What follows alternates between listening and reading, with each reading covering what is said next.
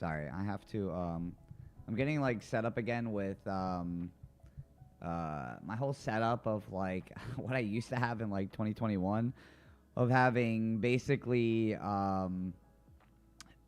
like just easy ways for me to transfer in and out. The past like couple months now, I've just been pretty lazy with transferring from scene to scene, and I'm just clicking it in my OBS. So I figured since I got my partnership back, I'll spend a little money and do some stuff for my setup.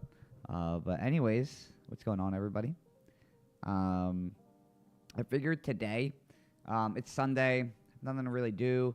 I don't have a car right now because my car kind of kicked the can. And it's not like it was an old car. It was a 2016. But I just went and bought a new car yesterday. But I got to pick it up tomorrow. So I'm kind of stranded at home. Also, it's very cold outside. I'm not a big fan of the cold. I don't mind the cold, but I'm just not like the biggest fan of the cold. But I figured, I saw last night, I don't really keep up with WDSF like that anymore. But I saw last night, or maybe like a day or two ago, that somebody posted up some footage from this event happening. And I was like, oh shit, like this event is going on still? Because honestly, after last year, I don't know why you would be having this event still. I would make the executive decision to kind of stop with WDSF. Zenny, what up, yo? So I'm gonna skim through some of the battles. There's one battle I saw like 3 people. So I don't see any footage like anybody like really popping up like usually an event happens and the day after there's like 15 people that are posting up the entire jam, right? Battle by battle. All I see right now is one battle posted by 2 people and the live stream. So I'm gonna like kind of skip through the live stream here and there. So shout outs to everybody. Zenny's shouting everybody out. So yeah, I don't really expect this to be like, I kind of didn't really plan on doing this yet. I plan on having like a set schedule starting in January at some time. I'm just trying to figure out what feels right. I don't want to burn out again, especially with the live streaming, because if I live stream, I don't know. It's like iffy on like if I'm gonna get hit with copyright again, and that's part of the reason why I kind of stopped last time. So, I'm probably gonna not do full battles of live streaming, but I'm definitely gonna be here to talk about some stuff that's happening. Also, since YouTube partnership stuff is open again, like that does open me for like super chats and like supers. So there's like a way to like kind of like gift a couple bucks or something if I'm doing it, which makes more sense if I'm kind of making something out of it that way, because there's just no way that these videos are getting monetized if I'm playing like full battles or something. Check out Isin versus Shigekix. Yeah, that's one battle I saw. And then the other battle I saw is Diaz versus Lucy Sky. I don't know why it said heated battle. Like, so who knows what heated. If I watch this battle, it's not heated. It's the only damn battle that's like posted up outside of the live stream. So if that's not heated, I don't know. I don't want to tell you. Or if that is heated, I don't know what to say about your takes on heated battles. I come from a generation where I was going to competitions, and every battle there was a fist fight. It was so like common that if a fist fight were to happen, okay, it's broken up and you go on your separate ways and see you next week. Or not next week, but like next month or in 2 months or something. Neo, what up, yo? Oh, it's chilling, man. Actually, it's pretty warm in my house right now. I got my heat on because it's like 20 degrees outside. We had like a snowstorm on Thursday night, I believe it was. And so I rented a car, right? Car company gave me an electric. I didn't rent this electric car. The car company gave me an electric car. I was like, okay, man, whatever. Like, I'm gonna be buying a new car anyways. Like, just give me the electric car.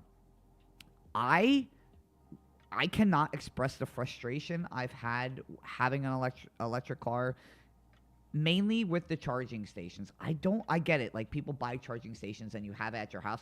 That is literally the only way I see possible of enjoying an electric car. Or if you drive it like in a city or something. I had to drive from my workplace back to Philadelphia, which is about a 30-minute drive. It's not that bad.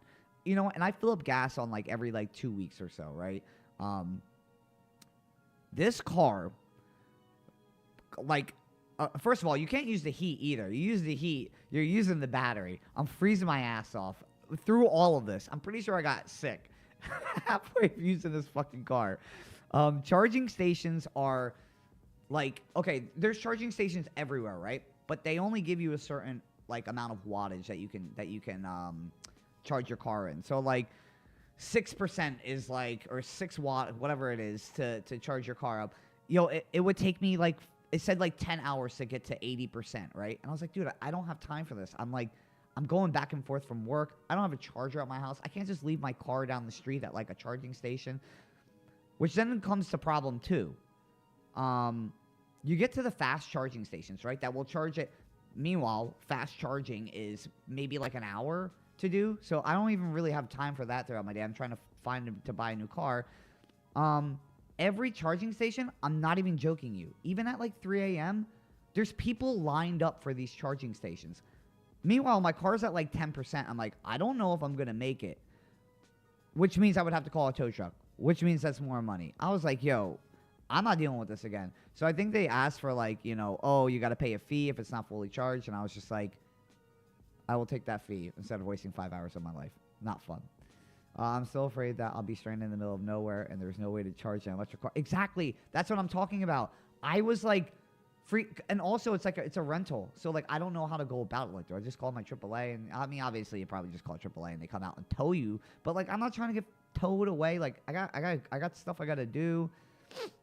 In the future, charging gonna be fast. Well, I mean, I hope so. I hope like fast is the normal. Cause like even like yesterday, I went to the car dealership before I returned the car.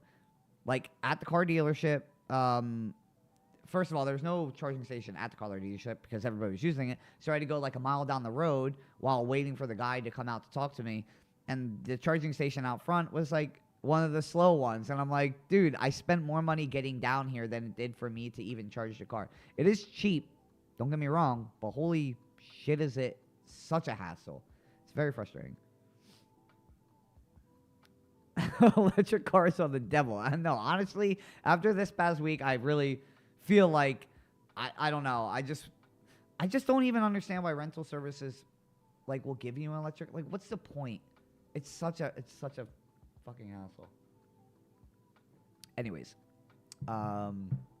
okay, so let's get into this WDSF. I don't know if maybe we'll catch up. I literally have all the time in the world. I don't know how long I'm going to be on for today. I do want to play some Path of Exile too. So I'm just going to stay on here for a little bit and kind of talk about WDSF. Main reason I want to talk about it is because we all know of the drama that's happened with, like, the Olympics, and we all know WDSF was, like, part of the Olympics, and the Olympics are not happening anymore. So what is the point of even doing WDSF and kind of holding it off on? Actually, I don't even know, like, how they hold this up anymore. Like, it's no longer, like, the Olympics or anything. Actually, I'm looking at, like, some of the, like, sponsorship things from it, and it's just, like, World Dance Federation, WDSF, yeah. Ballroom shit. Government will be able to turn off your car remotely if you don't comply. That would be horrible. Not gonna lie. They, like, you have, like, a warrant for your arrest or something.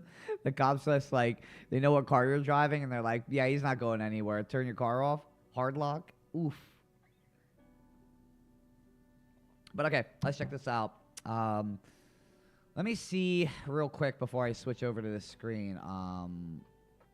Actually, no, yeah, you guys can watch too.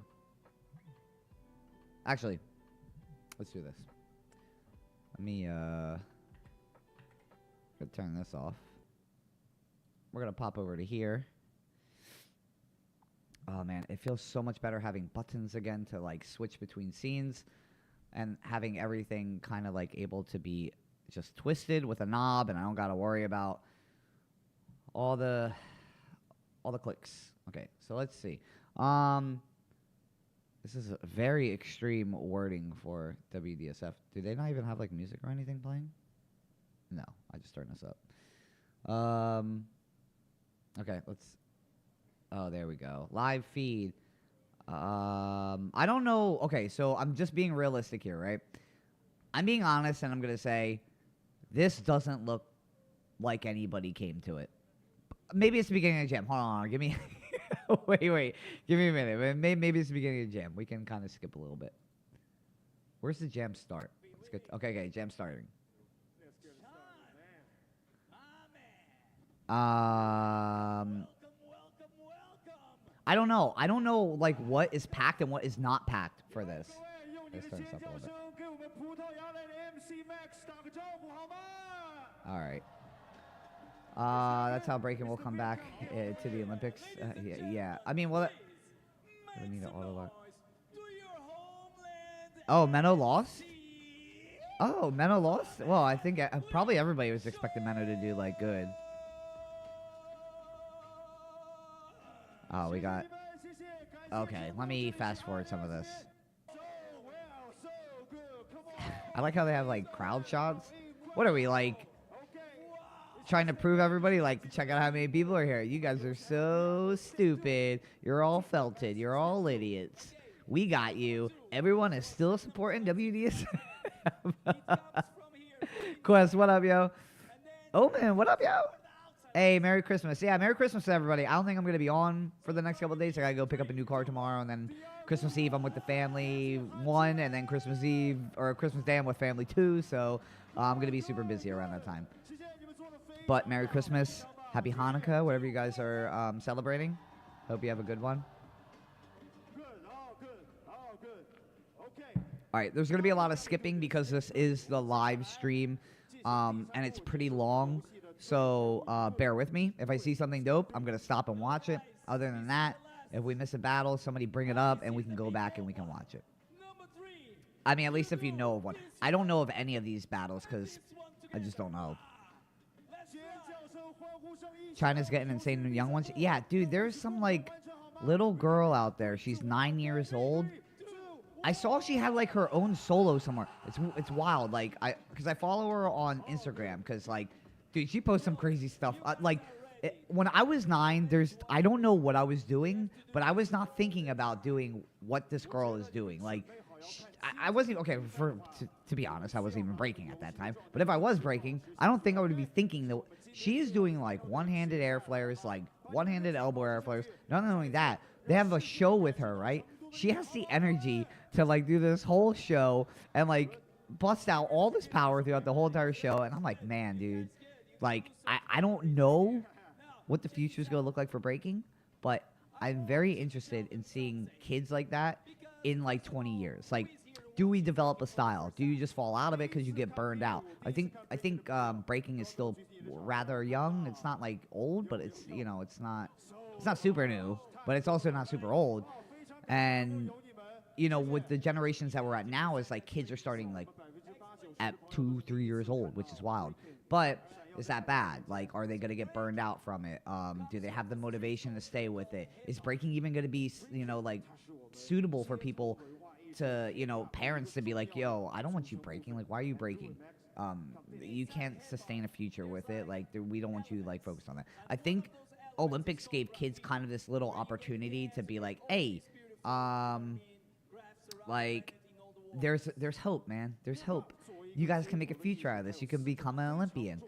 And now that the Olympics are over, I don't know if parents are still thinking the same way or not. If I was a parent, I'd be like, "The hell's my kid doing?" I mean, now if my kid was amazing, like the 9-year-old, I'd be like, "Keep it up. There's something for you. I don't know what it is, but but there's something for you." But for like breaking wise, competition wise, I don't know. I don't know what I think. Especially if I was a parent, I wouldn't be that deep into the breakdancing big competition scene besides like the WDSF shit.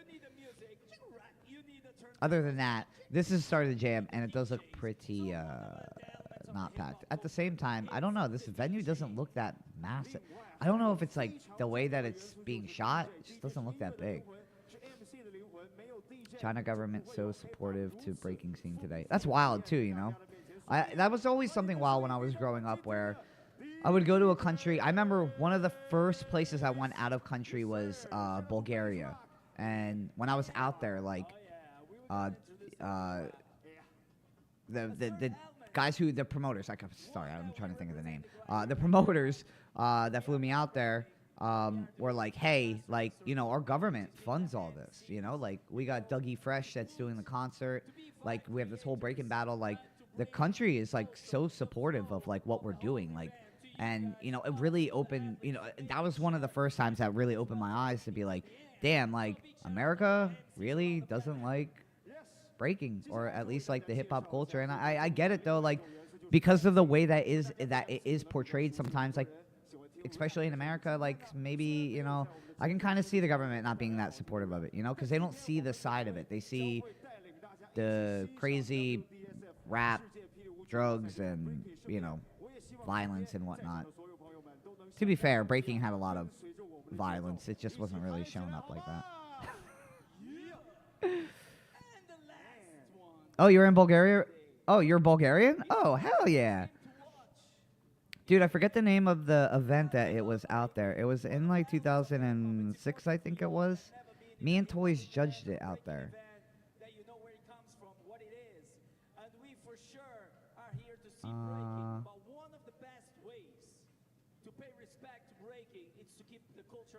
I don't know why, but... Wait. But it's very nice venue, though. I'm glad China shows love to the art form.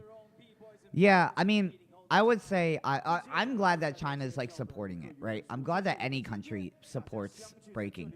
I will say one thing I do have a little bit of a gripe with is I don't know if this is because just so many people are involved with it now, or everybody just wants to win and they just kind of want to be jam on it. That was it, dude. Fuck yeah, that's it. I don't know if this is because,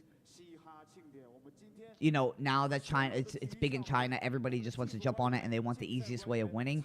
I think the creativity out in China is lacking, and I'm just being completely honest with it. I think there's a lot of people out there doing other moves that are not their moves, or they shouldn't be doing them moves, and it kind of is bad for the community in a way, because then new people start to watch that and they think, hey, these guys are doing it, like I can do this shit too, and it just spreads a bad image of like, what is going on? Oh, these are the judges. Okay. But yeah, I think that's the only thing that I think like athleticism wise, like I think just being really dope and like, all the having the moves Perfect, man. Super dope. I know Sambo Monier are out there training these guys, and it looks like it looks like they're doing a great job. I think the only thing that I can say about it is the creativity out there is just kind of lacking. Guessing she is training and thinking creative, which is not the frustrating part of the UC. Yeah, it's true. 2006. Oh, that's before my time. Maybe Jam on it. Yeah, it was Jam on it. Yeah, that was the event. Oh, maybe it was 2007 or 8 or something. Might have been around that time. I remember I was in a club that night, or the night before, like, they had, like, a club, like, battle, and it was downstairs, and at this time, like, you could, I don't know if you can still do it in Bulgaria, but, like, at that time, like, people were allowed to smoke in the bottom of the club. So we're down there, in this club, like, downstairs, no ventilation, everybody's smoking. I remember, like, we did this battle. I don't know if I was called out, or, like, I just did something there. I just remember, like, I was going off for a couple rounds, and I was like, dude, the smoke and just everything in that bottom was just so, like, just disgusting. I ran to the bathroom and puked. It's rare that I ever puke when I break. That's like one of the only times I was ever like, yo, I can't fucking do this. People were just smoking all around me. It's all like small room, no ventilation. It was horrible. Vins, what up, yo? Merry Christmas. Hey. Did I drink? Honestly, I think I did. I'm not gonna lie. I think that's like, oh, okay, let's just say this. If it was a custom out there to do it, I probably did it. Usually when I went across, like, to, like, international spots and they had, like, something to drink or something to eat, that was, like, because I always was, like, interested in, like, the cultures or everywhere of, like, you know, what people were, like, very into that, like, obviously in America we're not into. So I was always very curious on it, and I was always, like, you know, down to do whatever for it, which bit me in the ass sometimes because there's a couple times where I ate some food and, like, it did not go well. And I don't mean, like, it's as easy as, oh, I was in the bathroom for a while. It's like I got, like, rashes on my chest and stomach because I don't think I was supposed to eat it. I was out for, like, 2 weeks. It's alcohol. Yeah, dude, I'm pretty sure I did. Me and Toys are out there, and, like, we were partying a lot out there. So, like, I'm pretty positive that we did. My Christmas break started, finishing up my Halo backlog. What do you mean your Halo backlog? Oh, like Halo games that you haven't played? Or you mean like Halo as in like a breakdance move?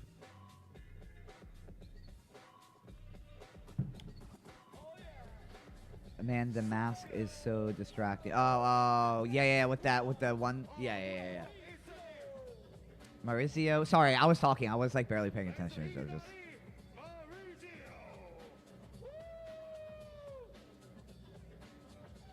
Man, it's what. Oh, speaking of Bulgaria, Mauricio was out there with us. He was another judge. I think that was the first time I met Mauricio in person.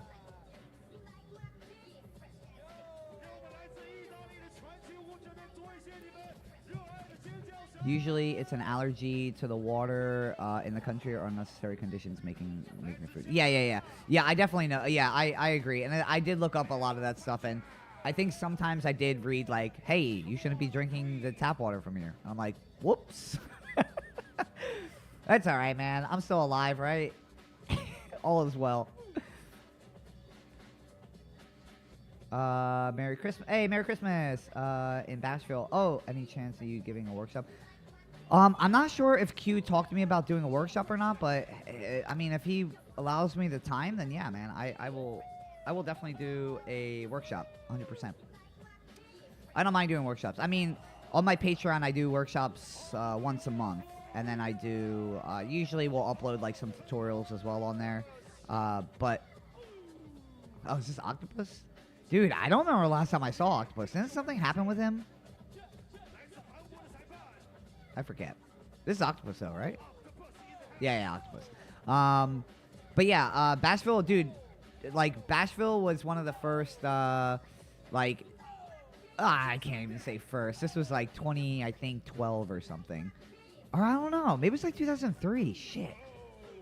It's, like, one of my first, like, out-of-state, not out-of-state jams, but, like, driving a far distance. Me, Toys, and when Toys' older brother, Peter, used to break, We all entered and we won that. I think we beat Kevo, Stripes, and Jules, or Kevo, Stripes, and Grits in the final of that event. Probably Korean military. Yeah, that's true. Bashville is a dope event.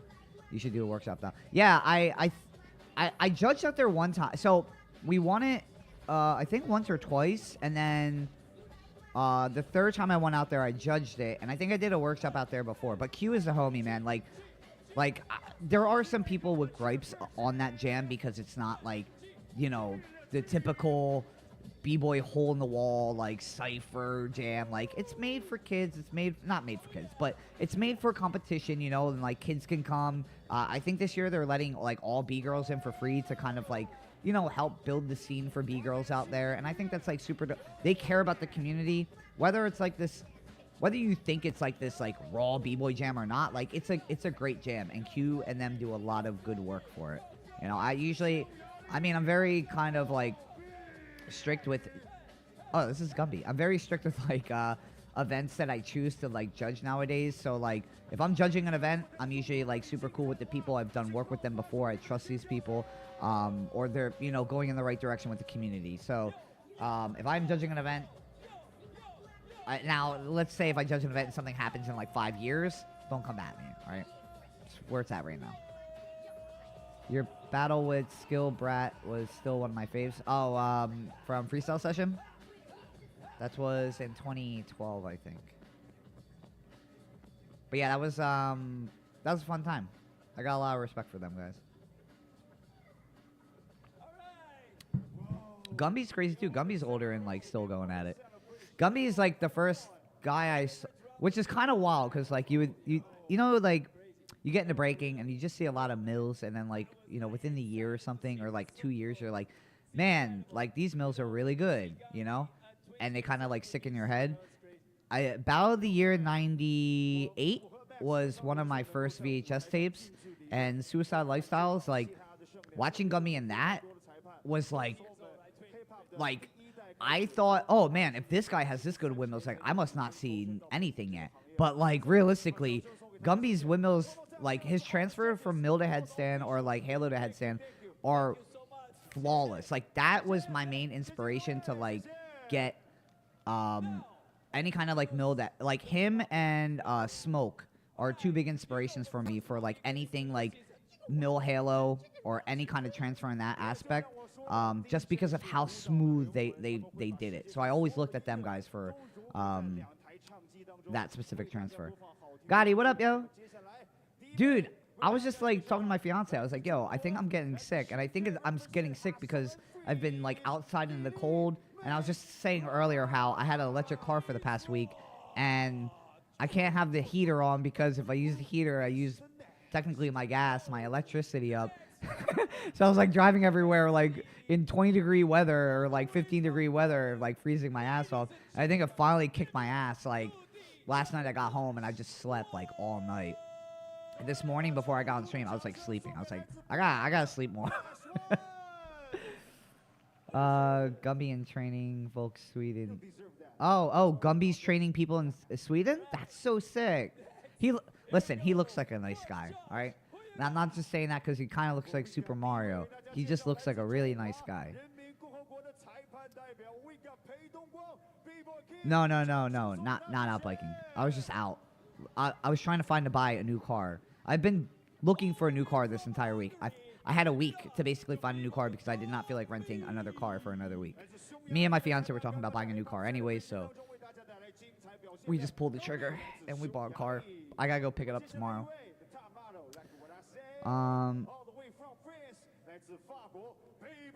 Headphones are after Gumby for sure the best. Yeah, 100%. Yeah.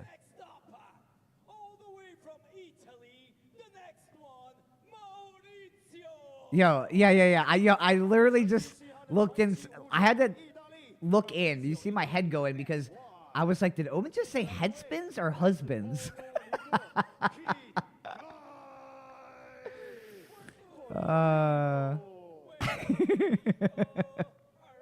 Random, but didn't you say you plan on making something Game Awards? Yeah, dude, I was going to, but Again, so quick rundown real quick. Last Sunday, my fiance went to, or last week, my fiance went out to Vermont. She was coming home. She said, hey, engine's ticking. It's making a ticking sound. I said, keep driving. It'll probably be fine. Check engine light came on. And then mechanic said, hey, the engine's basically cooked. Got to take it to a mechanic, blah, blah, blah. Instead of me paying $2,000, $4,000 to fix it, we figured, hey, we'll pull the trigger. So this whole week now and, you know, a little bit previous, I just have been so busy trying to get shit figured out with this car and everything. But I think it's too late for Game Awards stuff, so I think I'm just going to hop on the next game. Something gaming news-wise will happen. What video games do you play? I play a lot of video games, but I'm playing Path of Exile 2 right now a lot. It's taking up probably majority of all my time. Omen comes out. This is the moment in breaking. The weekends only.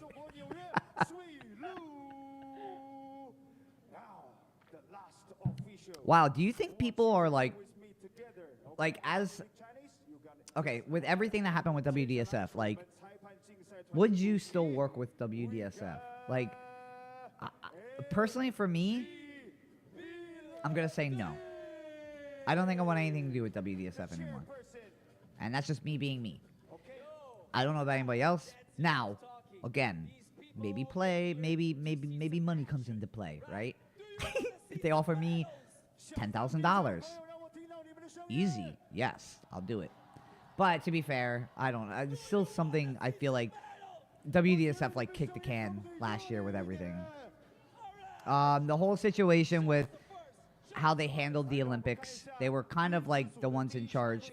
Basically, the backlash from the Olympics and everything that was happening with all the judging that was going on, with all the way that qualifiers were going on, the explanations of everything, the blocking of comments after people were asking them like questions or trying to get to the bottom of things.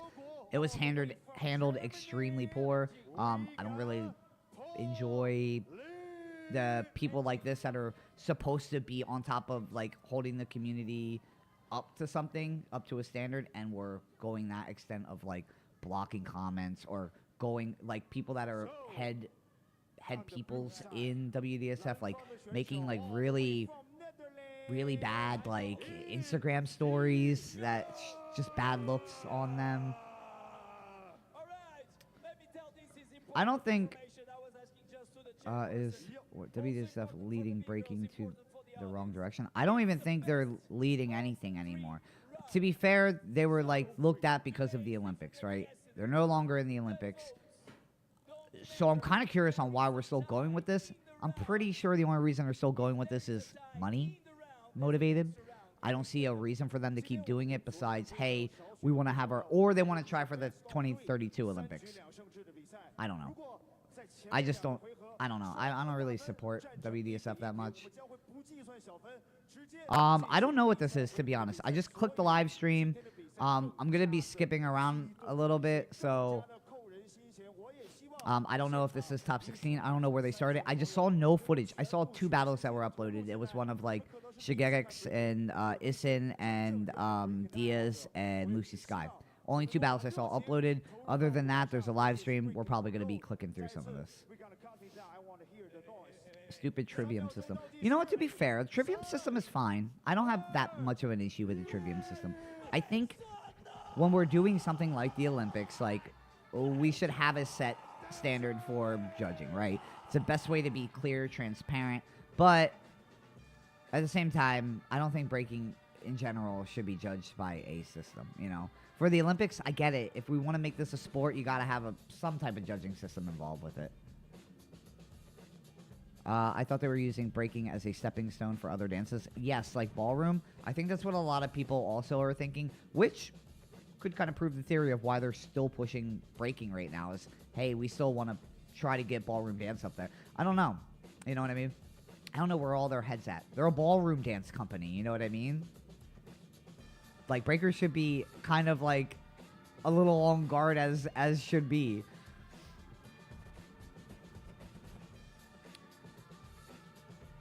My bad, guys. I'm talking a lot. I'm like not even paying attention. After this battle, we will... Let me turn this up a little bit.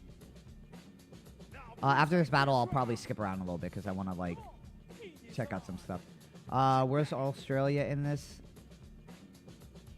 I don't know, actually. Is Australia in this? I don't know if they're in this or not. They might be in it. Top trends of 2024, ray gun. I know, as much as, like, nobody know... Yeah, I know what system's best. I damn well know what system's best. I think... Well, I mean, I don't even know what to call it, because technically, you have a name for it, and mine, I call it the DOMkey system, you know what I mean? But, yeah, I'll say 2024 ray gun took over, like, and it sucks, man, but it is what it is. People can't be in denial about it. Again, like, it is going to be forever talked about. When you talk about breaking in the Olympics, it will not be Phil Wizard. It won't be Vicious Victor. I mean, Vicious Victor. It won't be Victor. It's going to be ray gun. Like, that's where everybody is going to know. And like we talked about, like on the last stream I think I did, or a video I did, yo, Raygun has like a musical made about her, you know? Like she's in legal, like, shit. Like, way above everybody in the breaking community's, like, celebrity status. Which sucks, you know? Best system is the DOMkey system. Yeah. DOMkey system.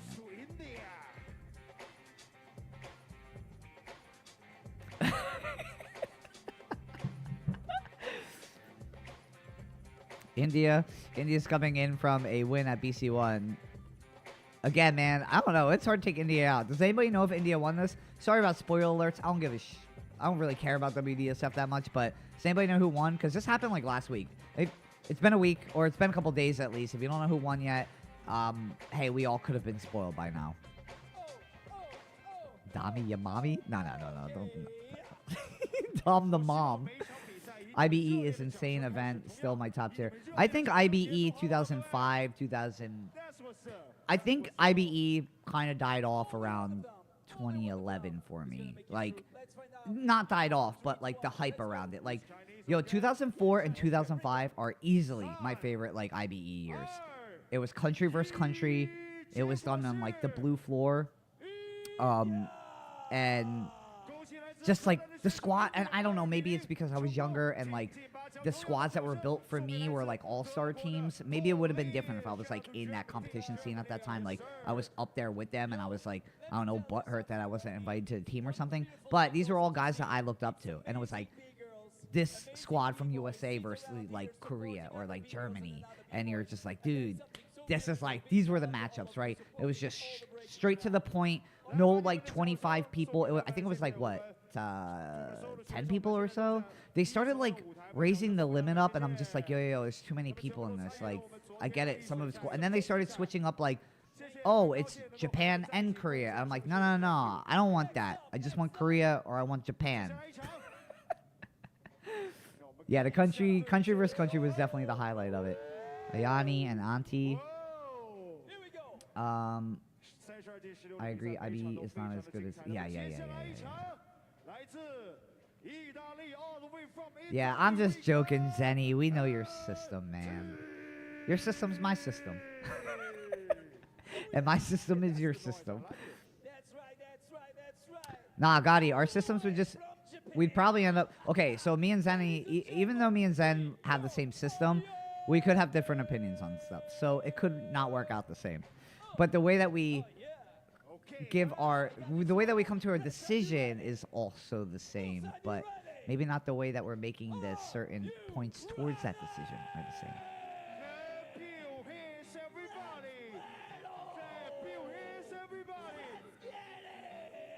Auntie and Ayani. I feel like I haven't seen Ayani in a while. I'll watch this battle. I know I said I was going to skip it, but Auntie's super dope, and Ayani I haven't seen in a while. We can turn this up a little bit.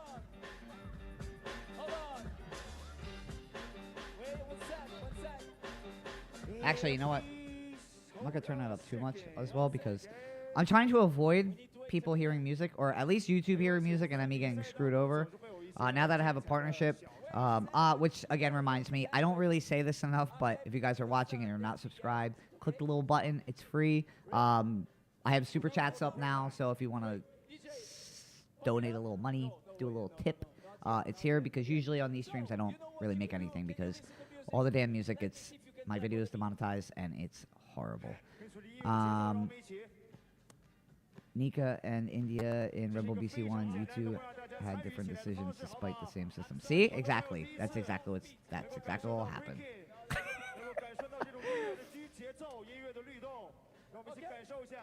No, not Manscaped. No. So I basically... Okay, so I had a YouTube partnership before in, like, 2021 when I was doing this, like, basically, like, 3 days a week and, like, you know, covering everything.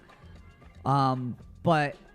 After that, when I, like, dropped off a little bit, I just lost it because I just wasn't really uploading, like, consistently. So after a while, like, after, like, a year or so, like, you'll lose it. So I just went for it again because I was, like, really close to it. And I was like, dude, I can push this out again. So I just pushed for it. And now, basically, it allows me to have super chats and whatnot to, like, kind of get tipped on YouTube as well. Like, and not worry about being monetized every single time I'm doing a damn breaking stream. So I thought Nico won Rebel BC1 final. DOMkey is no. I mean, I'll take something with Manscaped. You guys gotta hear me talk about shaving all the time, which is really weird. I feel like I never have a beard, and the reason why I never have a beard is because I think beards on short people make them look weird. And nothing against beards with anybody short with a beard. I mean, I'm pretty short. But if I have a beard, I look like somebody that I'm going to hear jokes about Lord of the Rings. I look like a hobbit. I'm staying away from troll jokes. Any kind of them jokes. I don't want it. All right? I don't want it. So I shave my face. I'll be a baby face, and I'll accept it. I'll look extremely young while being extremely short. You thought Nika won as well? I don't know. I thought India won. And my reasoning is my reasoning. Okay? I basically think Nika was repeating a lot by that final battle, alright? Just being honest. Nika's fantastic. I think she was repeating. I think she was losing her steam. That's about it. Sum it up real fast for you.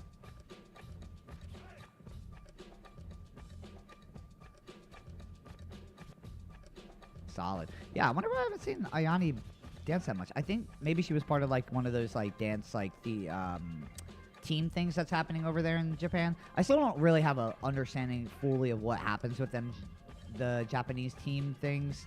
They have, like, TV shows or something with it, which is wild. Looks like they have supportive dancers out there a little bit more than in America as well.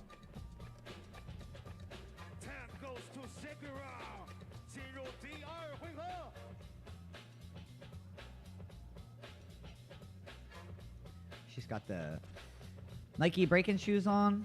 Which, to be fair, I'm not gonna lie, the white ones aren't so bad looking. Actually, I don't really mind the black and gum ones either. I don't really mind them ones.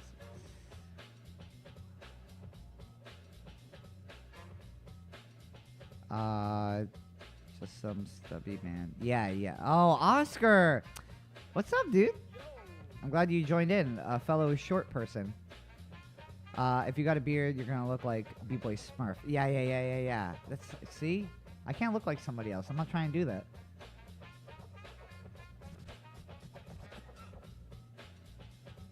Play Golem. No. Golem didn't have a beard. Let's get it right.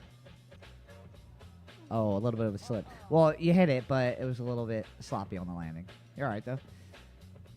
What's my favorite breaking shoe? I don't know. I definitely don't like big, clunky-ass shoes, though. I'll say that. And I have nothing against big, clunky shoes, but...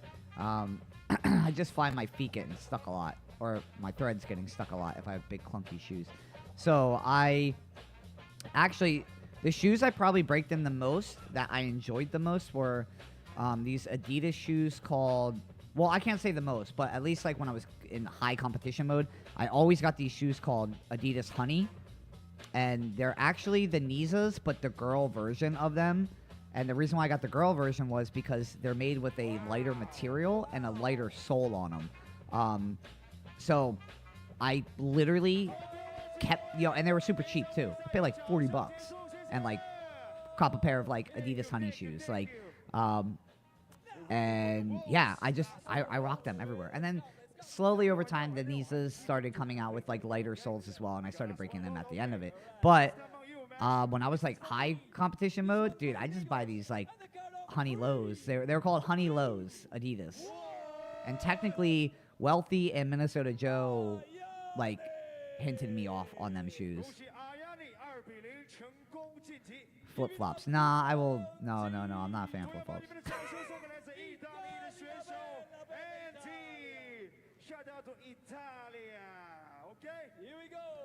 Damn, Ayani with 2. Stephanie and Sissy. Man, Sissy's been on a roll too. Sissy's one of the illest right now too, I think. Like, she is hard to beat. She's doing stuff that like no B-girls are doing. To be fair, a lot of guys aren't doing either. Like, she is doing some crazy shit. I think I just saw a clip of her recently, like last week, of her doing some like crazy elbow transfer thing. I was like, damn, that's such a good idea, and I've never seen it before. Sissy top 5 B-girls. I agree. I will agree. As in, if I'm thinking about B-girls, like the people that stick out on my head the most, Sissy's up there. Top 5. Japanese wooden sandals? No. We're not doing that either. Converse brand still my favorite. You know what? The Honeys are literally just the Converse of Adidas. That's literally what it was. Like, if you saw my feet, sometimes you would just think it's Converse. Like, they were literally so base. And I like them because they're just very basic and kind of just bland. Nothing too much.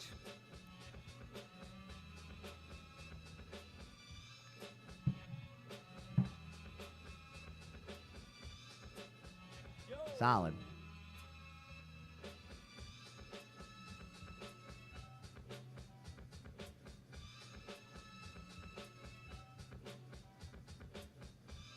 Now, how does WDSF work with, like, music? Like, is it the same with, like, BC1 where, like, they have their own selection of music?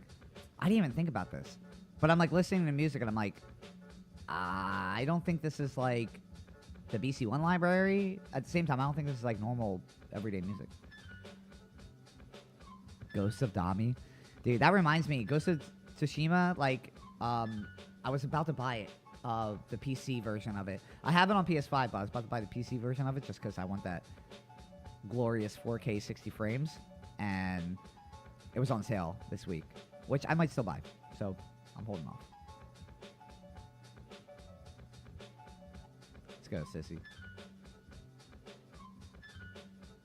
This music is really low, too.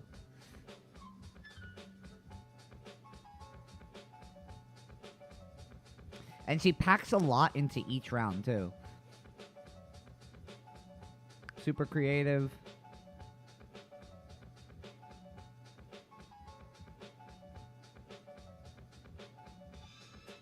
Solid. Again, with Trivium System, I don't really know. I never know who's going to win with this.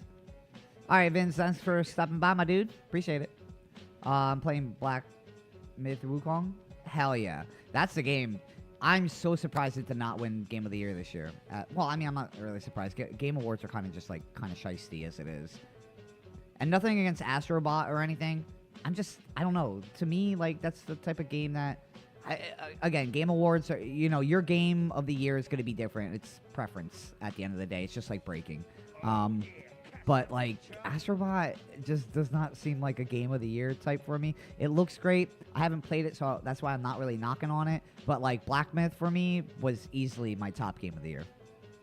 I don't know, man. It is hard to beat that. If Astrobot is somehow better than that, I will be baffled. So, Filet got invited to the WDSF event. He used different music than the one he used for BC. Oh, okay. Is that what it is? It's funny. I never really talk about... I guess Flag would be the person for me to talk about. That was dope. I guess Flag would be the person to talk about it. Me and Flag don't really ever talk about WDSF that much. Solid, dude. Super creative.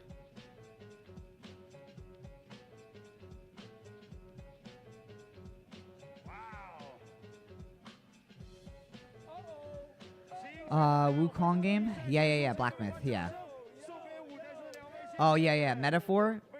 So I didn't play Metaphor because it has a whole life of a game. Like, I will be in that game for hundreds of hours, and I knew Path of Exile was coming out. There's no way I'm playing Path of Exile mixed with Metaphor, mixed with something else came out too. Sissy. Nothing else was, or something else was coming out that I was like, I cannot like Metaphor anything, because that game is going to take over my life. Her second crew with Lorenzo, yeah, they're called Young Villains. Yeah, that crew is like Young Villains. Yeah, they were like ripping it. I mean, at every event they're at least making it to the finals or winning it. Rico, Metaphor demo is a whole dude. That's what I'm saying. The demo itself, I was like, I ain't got time for this right now. I mean, it's fantastic though. Like, the game itself is like amazing, right? I think anything that comes out of them producers are amazing. I didn't play it, and I think also it came out very late in the year for people to really like get a grasp on, right? And that's the other problem with like the Game Awards is, once it comes to the end of the year, anything that's come out within like the month prior to that, it's like it's hard to really get a good judgment on it. But man, I'm so confused as to Astrobot winning so much shit. It's like it's bad because like maybe this is just a like, maybe this is how they get people to play the game. But yeah, I kind of want to play the game. Fucking marketing technique, it's working. Solid. Dude, they're like some of the cleanest, wildest head swipes.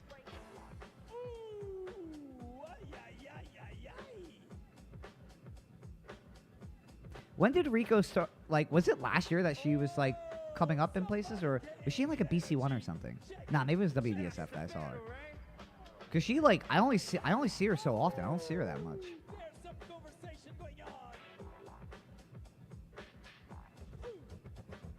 Oh, Nadia, yeah.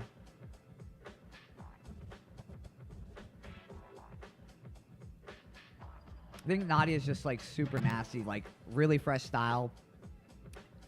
Really like traditional like style of like just being like a like a B-girl, dressing fresh, structure wise. I think Rico is a little bit more on the explosive moves. I mean, at this point, I feel like I can say Japanese has. Now, I'm not saying all Japanese dancers have a style, but there is a certain style that like Japanese are like, when you see like a Shigekix or like an Isen, like they are very explosive, they are very fast, they're very like compact. Like, I think that style is mainly in Japan. Like, I don't see a lot of other countries with that kind of energy and explosiveness all mixed together like that. Solid.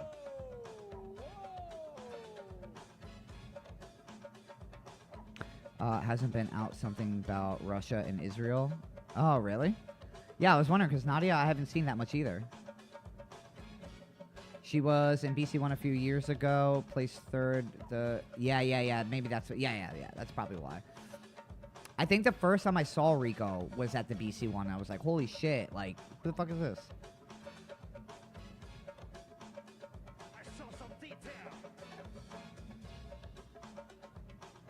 Sick. That was dope. Chillin'. Hell yeah. Now again, with Trivium System, I think Trivium System is more focused towards like being complete, right? Like being complete and how much of a level you are in that completeness. Now, if you're somebody that just focuses mainly on like the dance and like certain aspects of, unless.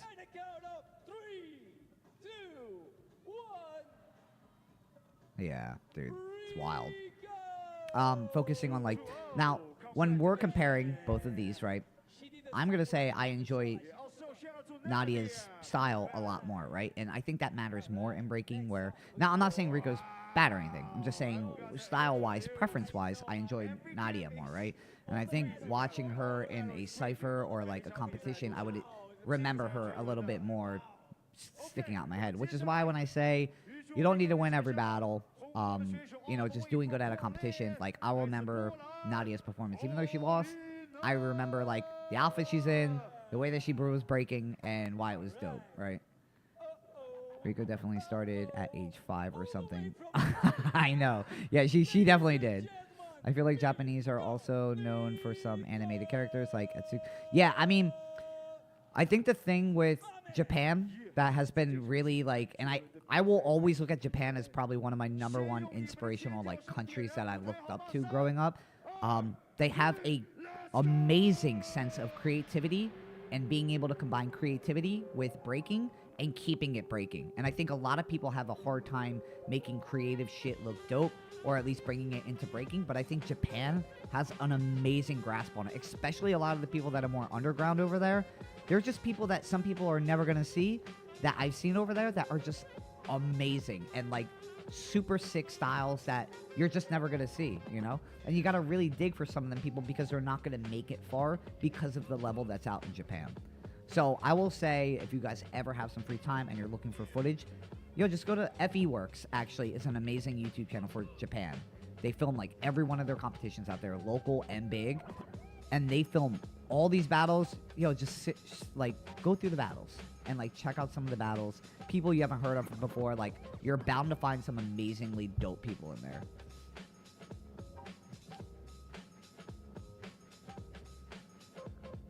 I told you Rico would win. Yeah, Nika's gonna win. Yeah. I mean, I feel like Nika is, again, like, I think certain dancers, the longer they're in a competition, it depends on what they have left in the arsenal. I think Nika is, like, extremely strong in the beginning rounds. I agree, those ones underground are the ones that are even more interesting. Yeah, 100%. Yeah. I mean, like, especially, like, character-wise, like, maybe they're not the best breakers in the world, right? Maybe they're not, like top-tier competitions, what wins competitions. But, like, their styles and their character stick out in your head. And I think that's what I miss about growing up as, like, in our generation of, like, technically USA, like, we were all about, like, you didn't really need to stick to a structure. Like, you could just do whatever you wanted in a way. And I think Japan still has that structure down, like, in their underground.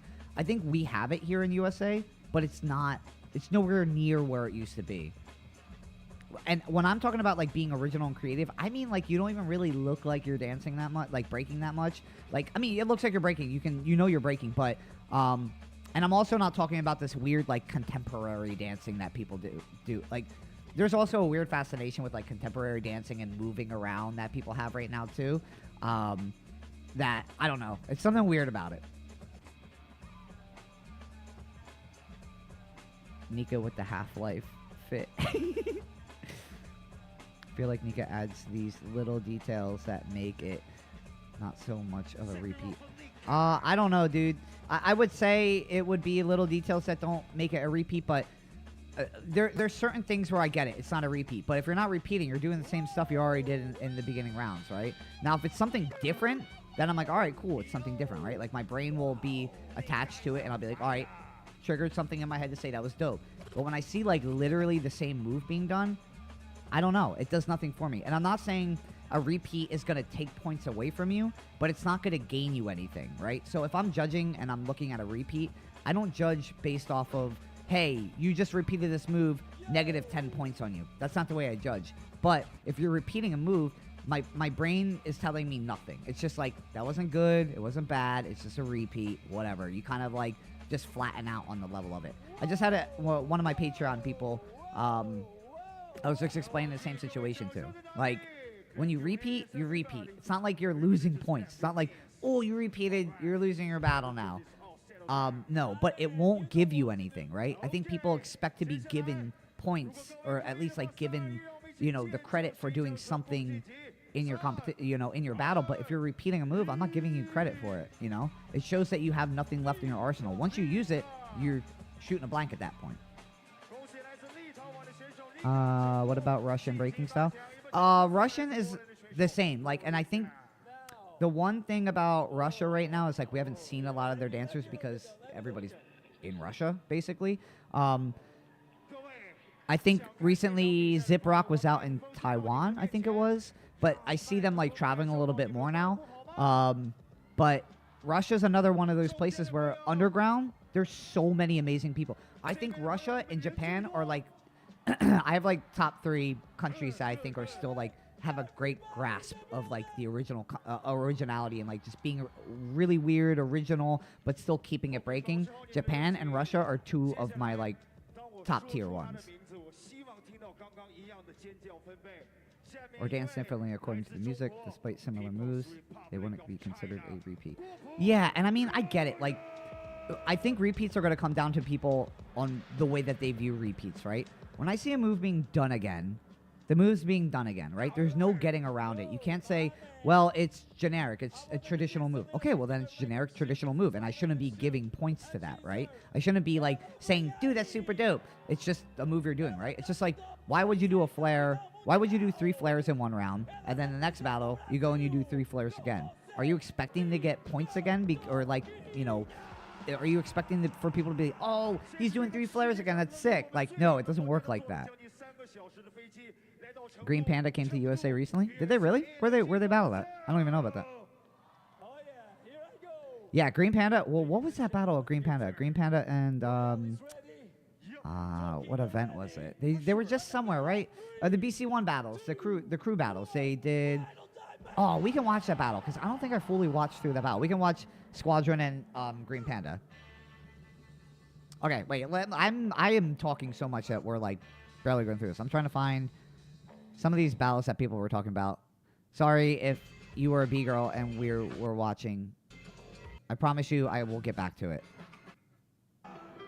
Again, we're going to skip through some of this because... Oh, 671's in this? Oh, the B-girl lineup is wild.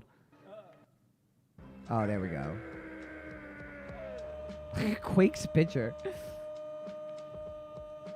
To me, I don't consider it a repeat with many different transitions, just my preference. Well, okay, so say you have a signature, right? Say, again, I don't consider it a repeat. It's fine. But if it's not a repeat, it's not a repeat. But, if somebody is doing a move that is different outside of the box of a generic or basic move, that is something else, right? It's a step above what the generic is. It's technically part of your arsenal, right? This is a move that you should be focused on yourself. This is, you only do this move. People know you for this move. If you are repeating that move, and even if you're doing something into or out of it different, that move itself, the move itself is the move itself. You're repeating that punch, right? Transition into it, transition out of it, or something to add the text to it, but the punch is the center. So if you're repeating the punch, that punch is going to start holding back after a while. Same thing as if you're doing air chairs every single round.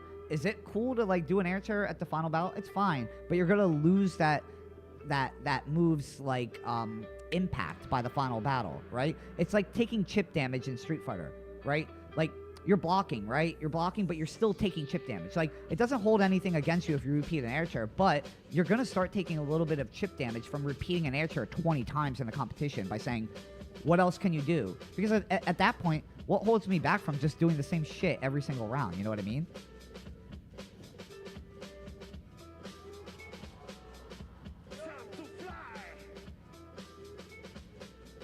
Now, I think the China B-boys are kind of like, especially with Monir and Sambo training these guys. Now, some of these moves, I'm just like, dude, come on. These moves have already obviously been done. And there are other people's signatures where if he wins, it's like, does he win because the judges don't know about the signatures being done already? Or any type of moves that are already done? Like, to me, something that sticks out in my head is just, hey, if it's new, it's fresh, it's yours, right? But when you're repeating people's signatures, or when you're doing signature moves from other people, I don't count it for anything. It's just nothing, right? France loves China, like, damn. No, wait, Green Panda was in USA for freestyle session. Oh, that's what it was. Okay. Some moves can be foundational. Even air chairs can be foundational. Look at Hong Ten and a lot of his moves. Yeah, which is true. I mean, Hong Ten does do a lot of head hollows, but he's not doing a head hollow as like his punch. Like he uses his head hollow as transitions, as in he's not doing a freeze. He's not doing a head hollow freeze, right? And if he does do a head hollow freeze, it's in a different shape. It's not a repeat. Different shape, okay? Different shapes matter. So if you're doing an air chair and your legs are spread open, and in the next round you do an air chair in a figure 4, guess what? That's not a repeat. Different air chair. So Hong Ten does not repeat. Hong Ten maybe will repeat something of his foundation, but like if it is a repeat of his foundation, it's a repeat of his foundation. It's not like he's repeating, you know, oh, you're doing a head hollow freeze the entire time. A head hollow freeze is literally the back end of a halo. It's not even anything, you know?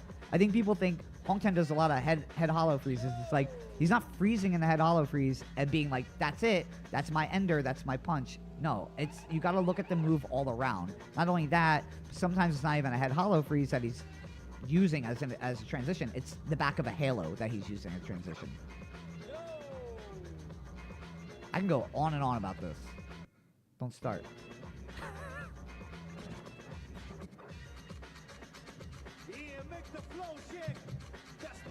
Oh shit. Upgrade. Let's go, Quake.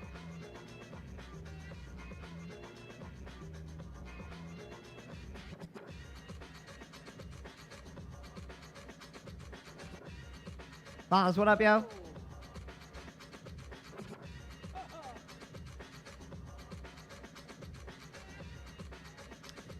You know, I like Quake too. I think Quake is another like preference style of a b-boy. I think Quake's like one of the iller guys too. Super like good character. I think that's like he's a good representation of like what good character looks like, right? It's fun to watch. He has his own style to himself.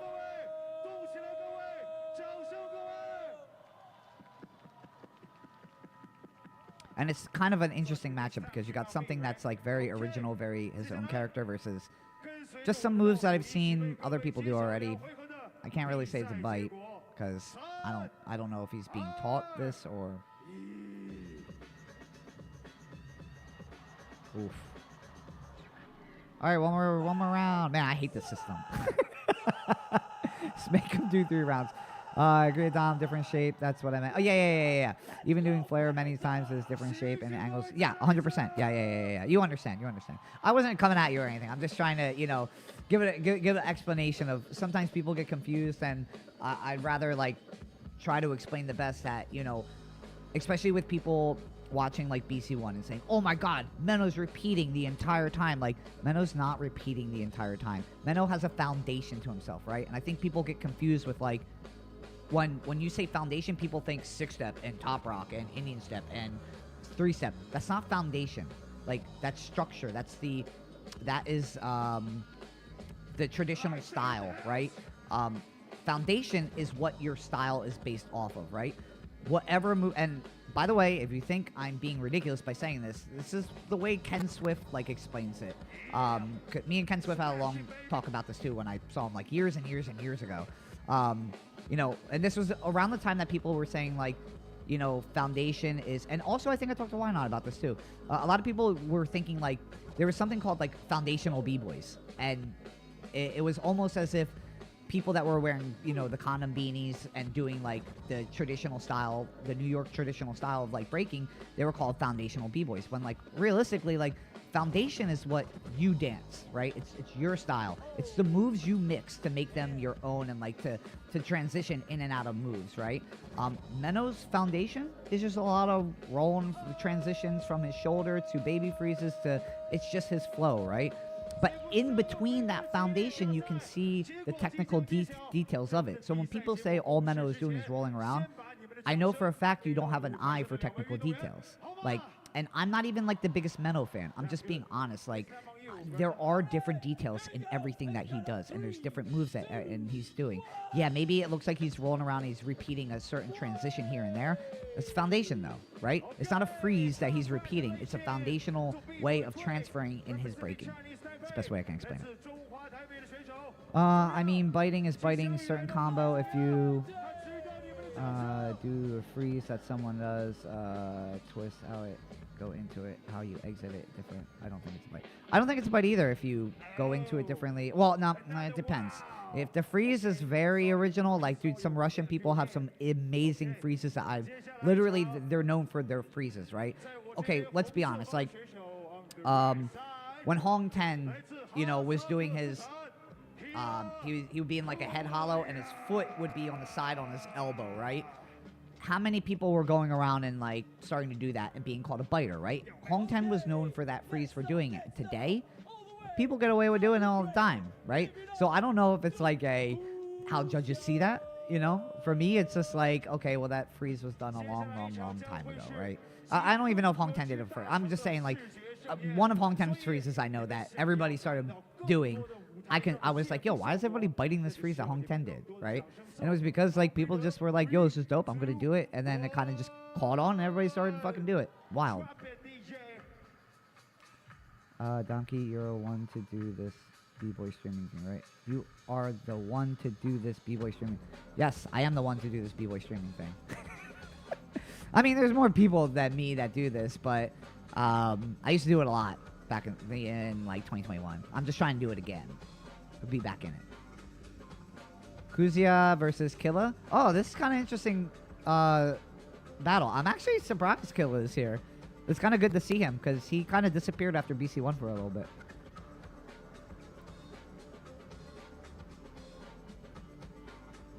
Zen, you're going to have to like go through the live stream and take these battles because I don't think they're up.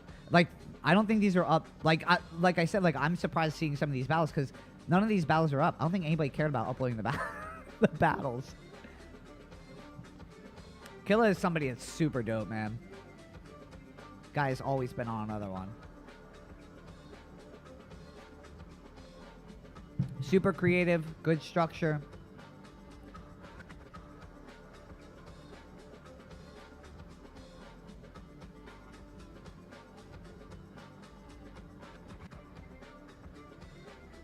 Lot of detail in each one of his rounds too. It's really wild. Kuzia.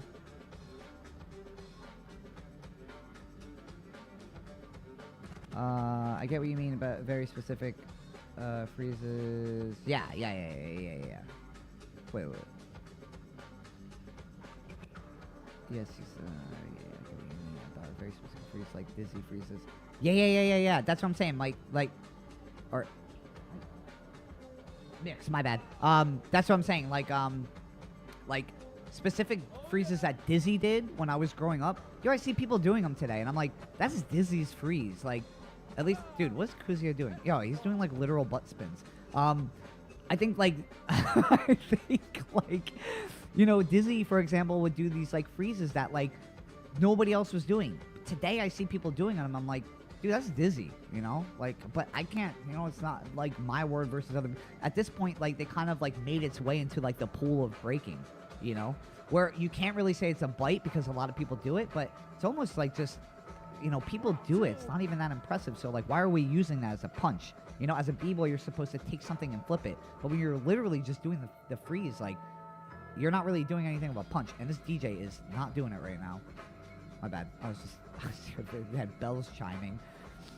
Only b-boys that do the rolly style are Menno, Beetle, Zip Rock, Jamal. Yeah. Japan named Dat. Dude, Dat is... I met Dat in Japan when I judged earlier this year. Like, one of the illest dudes. Like, I mean, like, seeing him in person, I was like, holy shit, dude. He's, like, one of the biggest sleepers in Japan. Ringo, what up, yo? Butt spin Kazuya's signature. I know, that's what I'm saying, dude. I don't know. A butt spin's a butt spin, man. I think it's fine because, like, to be fair, like, when I think about, like, Kazuya, I think about a butt spin. I'm like, yo, this dude made a butt spin work somehow. It's like you think about, like, moves where you're like, dude, there's no fucking way this move would ever be good in a competition. The butt spin is one of those moves I was like, there's no way. There's no way. And Kazuya blends it in. Who are your favorite DJs at jams? Flag, obviously, is in my crew, so I gotta say Flag. No, I'm serious, though. Flag is easily one of the best. Flag, I mean, me and Flag talk basically every other day. I know how much time Fleg puts into going and digging for music. And I mean, like, digging for music on outside of producing music for jams like this that make you produce music. Like, Fleg really goes out and he digs. He's always looking for new shit. He's always, like, curious on, like, yo, do you think this sounds dope? Like, what do you, like, can you send me some, like, you know, old school Japanese songs so I can, like, look a little, like, some of your, like, recommendations so I can, like, see if I can, like, kind of mess around with some of them. Like, he's always out there and always trying to come up with something new and to, like, push the, just where like, DJing is at. So, Fleg is definitely easily one of my favorites. Scheme, another one. I grew up in Philly. Scheme is a Philly DJ. You know, there's a couple people where I look at, and not only that, but, like, Scheme is, like, super knowledgeable in general about all of, like, breaking and hip-hop culture. And I think when I think of people to talk to when I want to get, like, some accurate information down, like, Scheme is one of those people where he's one of the first people I think about. Like, if I need some information, like, I'm probably going to go to Scheme and ask him about it. Like, I saw Scheme in Japan earlier this year, and he was doing, and he's another one where he's not just a breaking DJ. Like, he does the underground clubs in, like, in, you know, the underground bar, good, like, music night, right? Like, and what he plays down there, honestly, I wish he played at Breaking Jams. Like, he plays some amazing shit that you guys will never hear because just jams, you know, b-boys don't want to listen to it sometimes. Like, they want the normal breaking, like, music, right? But Scheme is amazing. I will say, if you're going to listen to people, check out Scheme's, like, side mixtapes. He has amazing music on there. He much wider range of music besides just breaking.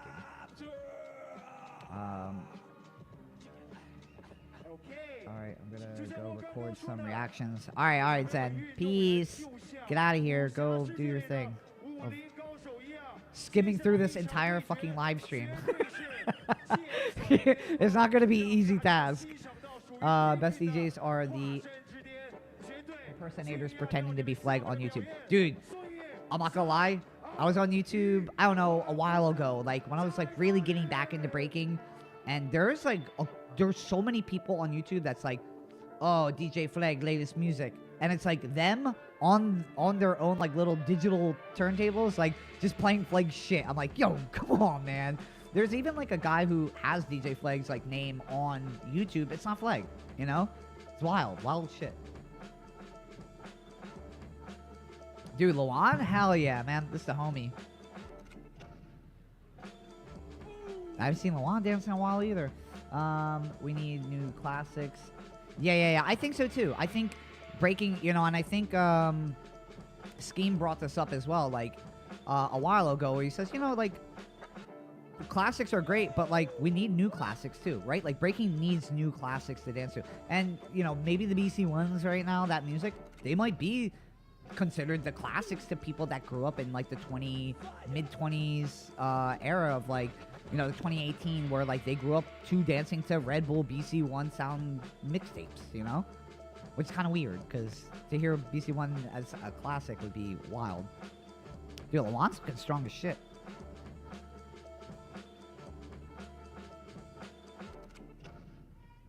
Hell yeah, dude. Solid. For the longest time, I had no idea Tony Touch was a b-boy. I used to collect his mixtapes. Oh, really?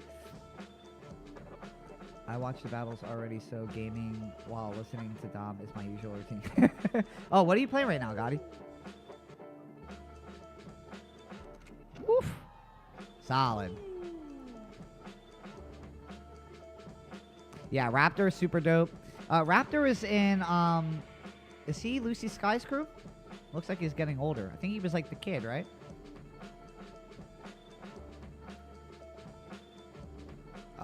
Is the DJ network in the breaking scene pretty exclusive? See, I don't know, you know, like, with all that, with everything happening in the DJ scene, like, it's, I think that's something that, as the years go on, we start to kind of spread away from everything. Like, when I was growing up, DJing, graffiti, MCing, like, Circles was very big for, like, having everything at their jam. They would have an MC battle. they would have, you know, obviously the DJs would be there for breaking and breaking battles, and they would have like big graffiti canvases outside for people to do graffiti on. I think the scene of hip hop was a lot more like together then, compared to where it is now, where like the DJ scene in breaking, like I feel like I only know a handful of DJs in the breaking scene, you know, and it's not like you know, I haven't gone out and tried to like look for them, but like I just don't see any DJs participating in breaking besides like the handful that there are, you know. And I'm not blaming them at all. I'm not like blaming like anybody for not knowing certain DJs or whatnot, because that's just the way that we have been evolving, you know. Where I feel like everything is kind of staying its own course, you know. Did you enjoy the battle with Jinjo at Floor Wars? Yeah, in 2013, I think that was. Yeah, Jinjo, they're super dope, man. They're all like super cool ass people. I grew up, like a lot of the competitions that I was at, Jinjo was usually at. So I grew up around them guys, like seeing them at all competitions. But yeah, they've I mean, any battle that we usually have, we have a lot of respect for them guys, because Jinjo is a very creative and original crew. So we've always had respect for them guys. Obviously after the battles are over, we always would chill and shit. So yeah, I mean, anytime we battled them guys, it's always fun. Not B-Boy Quake, like Quake the game. Oh, Quake. Oh, you're playing Quake right now, bro?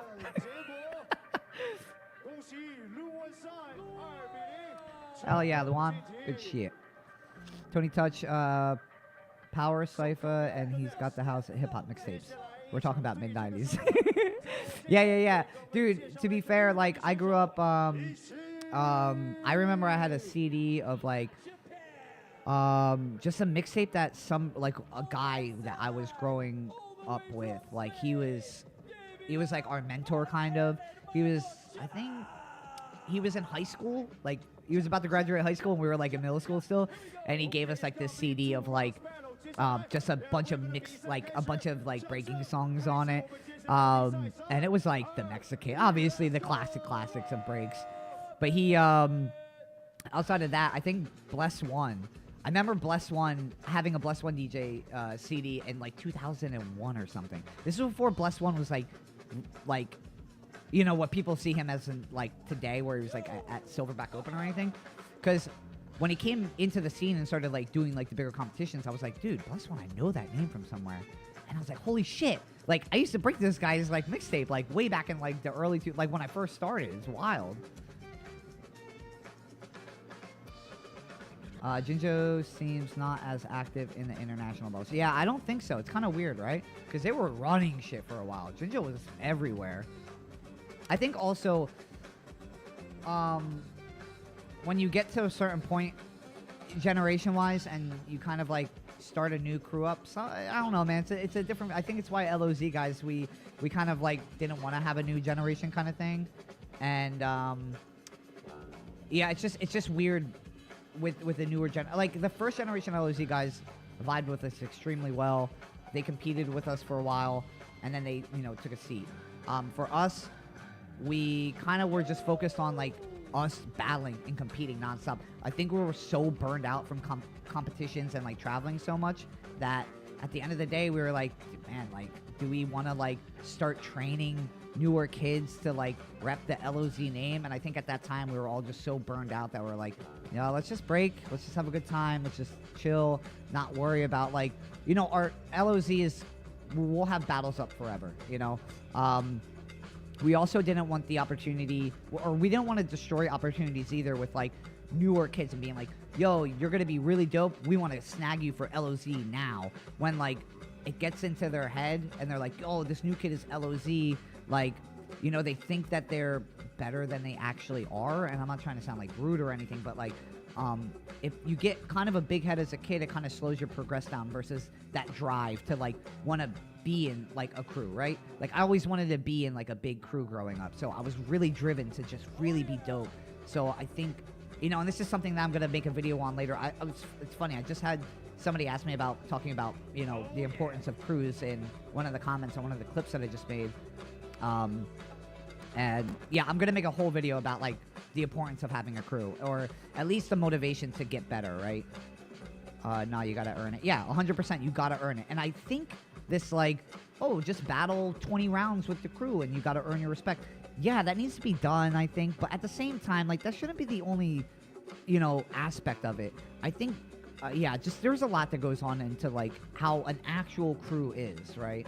And I mean, like, an actual crew where, like, you spend every day or every other day practicing together and not, yeah, see you next month, man, I'll fly out to you. Like, there's something of a bond of being literal best friends. And today's a little different because we have the internet. But, like, when I was growing up, like, we didn't have the internet, right? So Super Crews or something. Super Crews, I think, today are a little bit more accessible because we have the internet. It's just, it is what it is. We can talk to people every single day. We can be best friends with people. But we were just super close with each other, like, friendship-wise, and we just got along. We vibed together. We were all in the same mindset. We were stupid. We were goofy. So we just vibed well, and I think that's what matters the most in the crew. I think passing the torch is dope. I just think passing the torch in the right way is dope, right? Don't put them down in the crew yet. Battle with them, right? Show them, like, hey, come do some battles. Like, are you interested in doing battle? After a while, you grow close with them. You become friends. You become, like, family with them. Then, okay, man, we want to put you down in the crew. Like, you've been with us. We're, like, super close with you. Like, let's go. Like, you're one of us, you know? But I think it's a process. It's a very long process. There shouldn't be a, yo, man, it's good to see you. First time meeting you. You're really dope. How about joining the crew? It's cool seeing newer generations keep crew signatures and styles alive. I think so too, man. I think it needs to be done also correctly and not very. I think some people do it pretty sloppy sometimes, and, like, they're just putting down new members, and at the same time, I'm like, dude, I don't know if this. I've never seen this guy even battle, like, with anybody from your crew before, or after. Like, after you put them down. Like, are they in the crew or are they not? A crew to me is like, that name is now stacked on their name, right? It's like a badge to them.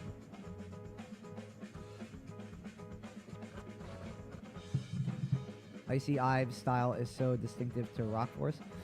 Yeah. It's, I think all the Rock Force guys, like, really have a groove to them, right? I think one thing Rock Force does right now is they are very big on emphasizing the music. And I think that's fucking sick, right? I think that, for me, is one of my favorite aspects about them. I think they're one of the best in the USA. I think, it's that's just what Rock Force is right now. And I think, like, they build a crew up of people. Again, it's people from all over the U.S., but they seem like they vibe extremely well together. And I think that's what really matters in the crew battles, right? Dude, Lucy Sky's energy is like 120, man. Nah, it's like 200. This guy is always on another level of energy. Actually, this would be fun to watch because it's Shigekix. Yo, is this being done by, like, you lose, or is this, like, round robin type shit? Like,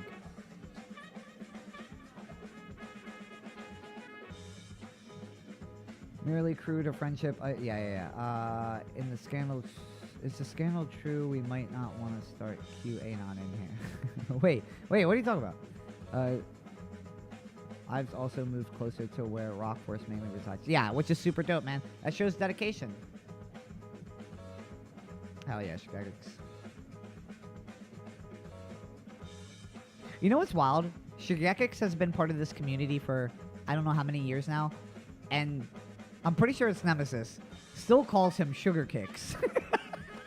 Like, there's a lot of people that still call him Sugar Kicks. Like, when I think Sugar Kicks, I think of, like, a cereal. Where's the Diaz versus Lucy Sky? That was nuts. Dude, that's what I'm talking. I'm going to get to Diaz and Lucy Sky because I want to watch. I'm actually going to, like, watch that battle, like, fully and not talk so much because I'm kind of just watching this on the side and talking right now, just kind of going off a bit. That's the only battle I saw 2 people upload. That's it from this whole event. So I'm curious to see why we're all talking about that battle.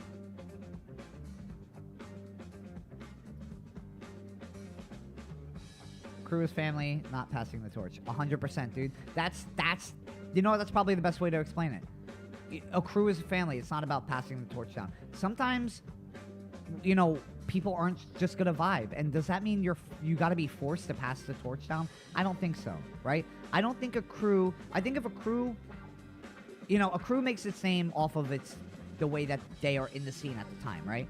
If you're a dope crew and you make a name for yourself, you don't really need to do it. You don't really need to pass that torch down, right? I think Rocksteady could have just been Rocksteady and then, you know, I think it's completely more fine for Rocksteady because they're, you know, the original crew. But like, you know, jams such as like, you know, Massive Monkeys, like I don't think you need to pass that torch down. I think if you want to and you want to keep the name alive, I think that's cool. But I think that name's gonna be alive forever. You know what I mean? It's the same with like a lot of the other crews, like Havocoro. Like, yo, your name's gonna be it's cemented in breaking history, right? And everyone's always gonna remember you. And I think a lot of the guys in LOZ said, hey, our name is here, man. Like, we've battled so much. We've done so much. You know, we're still part of the community. We still, like, talk with everybody. Do we need to pass the torch down and get a kid just to say, hey, we have a kid in a crew? Like, just to say we have... And maybe it would be dope for some people. But personally, for us, we're not family with this kid. You know what I mean? And the crew is family with us. Could we someday become family with somebody? Yeah, maybe. But, you know, our priority is not really on building the crew bigger, making it this thing, right? Like, a crew is a crew. Not only that, what happens if we start teaching a kid and then he sucks like 10 years from now? And then it's like, yeah, man, this kid's part of LOZ. Like, LOZ? Back in my day, LOZ was the shit. Now we look stupid. So, no. I think I'll be alright. Alright, so Shigekix won this battle. Oh, Lucy Sky said, nah, man, I smoked him. Sorry, I wasn't really paying attention to that battle. Gotta keep it in the fam. Hell yeah, gotta keep it in the fam. In the right way. Shigekix is mature today when battling. I think so too. I think Shigekix, like, I mean, out of all the B-boys, he's probably one of the richest out of all of them. Not gonna lie. Stories I heard about him in Japan, which they're not really, like, it's not like I'm saying stories as they're fake. They're legit. The guy is, like, legit out there. I mean, when I was in Japan earlier this year, yo, the guy had two big-ass billboards, like, big-ass postage, not postage, but, like, banners on sides of, like, the building in one of the more, I forget where I was at, but they were there. And I was like, dude, this is wild. This is some wild shit to see a B-boy, like, on the side of a building that large. Lucy Sky's Burns, I'm not a fan of. Lucy Sky, I think, is also a, what do you call it? A style of taste as well. I get people that don't really enjoy Lucy. I think he's dope. I think he has a lot of energy. Yeah. The Burns, though, yeah, I will kind of agree. Wait, Lucy's the homie. I'm like... Little Demon went from insanely good to Meteor Core, then back to insanely good. Yeah. Lucy, Lucy, fucking now. Little Demon is also like back in it, and he's been killing it, man. I've been watching him. I hope he starts like competing more. Also, Lucy Sky and Shigekix are homies. Black Market crew, dude. Gotti, I'm not gonna lie, man. There's so many super crews that were happening around that time. There was Black Market. There was 7-Eleven crew. There was a bunch of super crews back then that they were trying to make it into something, and nothing ever happened. So, like, the Young Villain guys, they have a super crew right now. I don't know if that's even going to last either. Super dope. They seem actually like they're super close with each other, so it looks like they have more of a bond than I think the other crews did.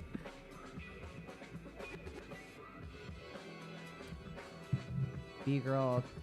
Teeny is ex-Jinjo B-Girl who put out the... Oh, dude, that's right. Something happened with the... Yeah. I totally forgot about that. Oh, yeah. You're right. Maybe that's why Jinjo just is not about it. People left Jinjo, didn't they? I don't want to speak too much on it because I don't know too much about it. Black Market disbanded because 99% of them are Rebel now. Oh, yeah, I guess so, right? I guess 7-Eleven was the same way. 7-Eleven crew. Jesus Christ.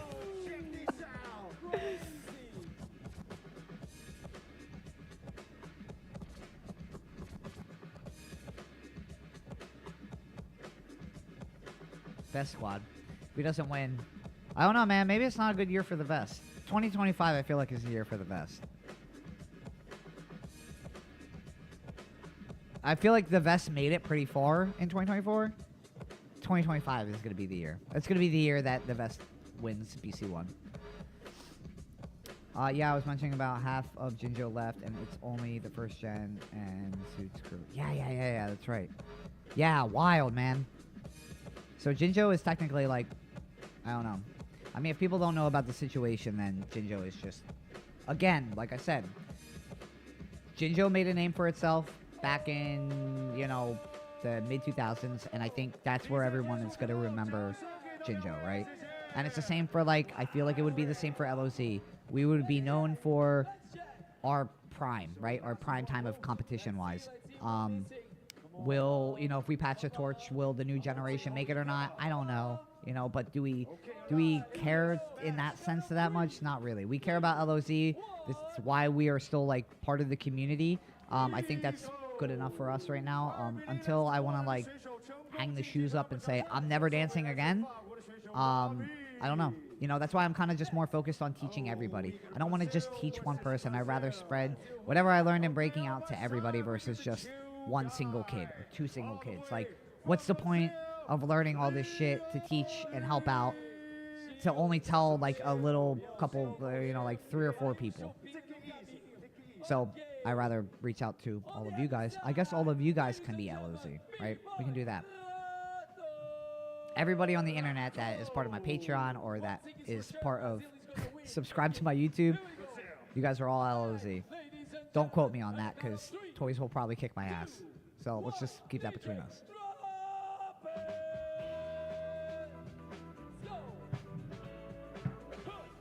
Or Meta PC. Oh.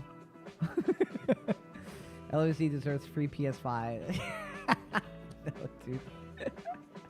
Yeah, Navi Crew. Yeah, Navi Crew. That's what Raptor's part of. Didn't you call your community Battle Snakes at one point? Oh, yeah. That was when we first started. We had Battle Snakes because that was what Battle Snakes was. It was literally just a community. Nobody was crew. Like, Battle Snakes entered for a while, and like nobody really ever. Thank you for following. I appreciate it. Nobody ever really, like, took it that serious. But there was a group of people in Battle Snakes that took it serious. Like, Battle Snakes, I think, actually kind of still exist in a weird way. Like, so, quick story about Battle Snakes. I got flown out to California to do trigonometry, and I went out with a bunch of people. And while I was out there, we just... with the community out there of, like, all the people we were hanging with, we're like, yo, let's just make up this crew Battle Snakes, right? We just made this community of Battle Snakes. It wasn't really like a crew. It was just like this group of people.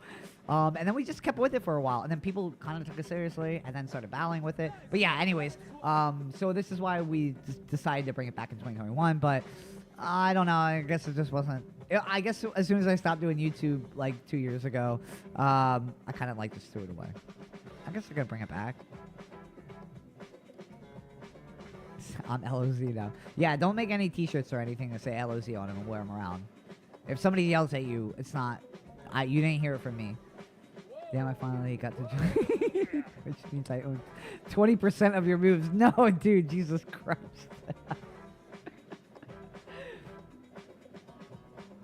No. None of that stuff, guys. Listen, even if I was teaching a newer generation of my crew, I would not give them any of my moves. Signatures are signatures. I'm not giving any of that away. You earn your own signatures and you do it your own way.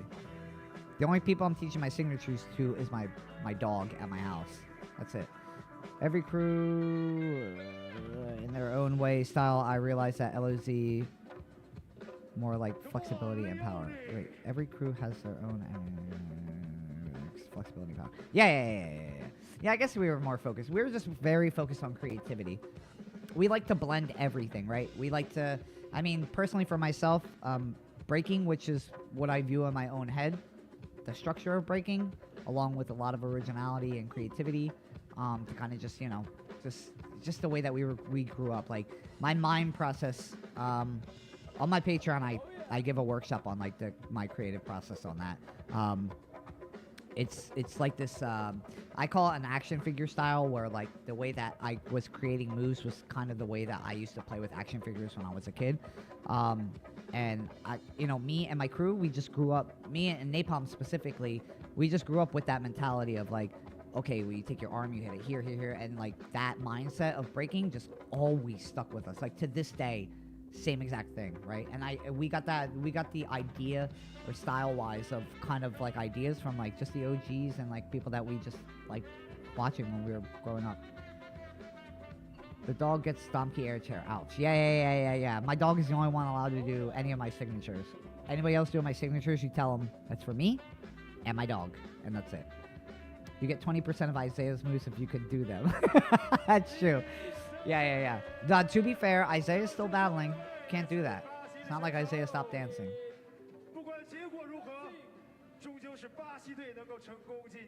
But good luck doing them if you want to.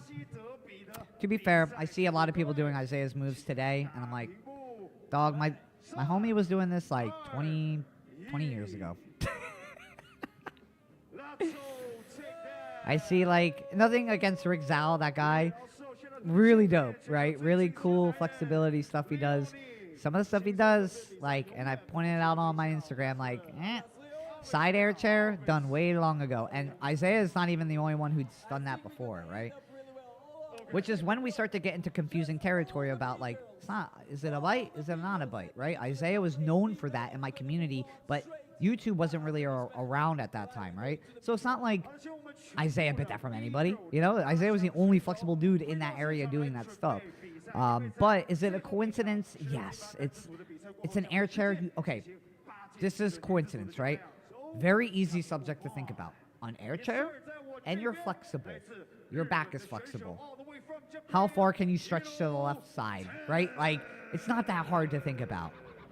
Now, doing it, very hard, right? Which made Isaiah be like one of the only people that was doing that shit back in the day. Also, the way that Isaiah gets out of it, extremely super dope. Isaiah's the type of guy that says, "Who should do?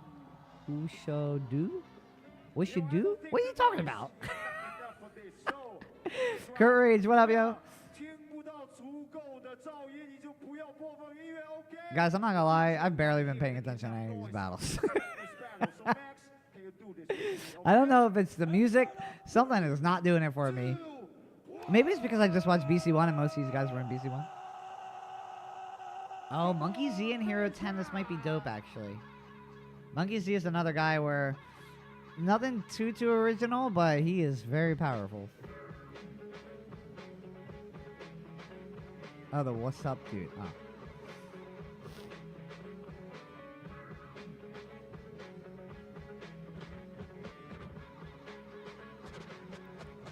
Well, I guess we can bite Goofball. Goofball still breaks. Wait, maybe not that much. If Goofball's opening up his own restaurant, Goofball's on bigger life things right now than peasants like us. So yeah, do his moves. Go ahead, do them. No, don't do them. If you guys do them, I'm gonna hear about it. Damn, man, Hero is just... You know what it is? I don't hear the crowd. You want to know why? Because nobody's at this event. Dude, look at the crowd. Look at how energized that crowd is, man. We are feeling it tonight. Whew.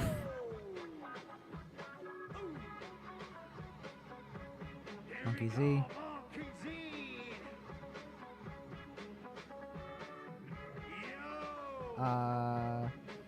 Like spaghetti and goofballs. Jesus Christ.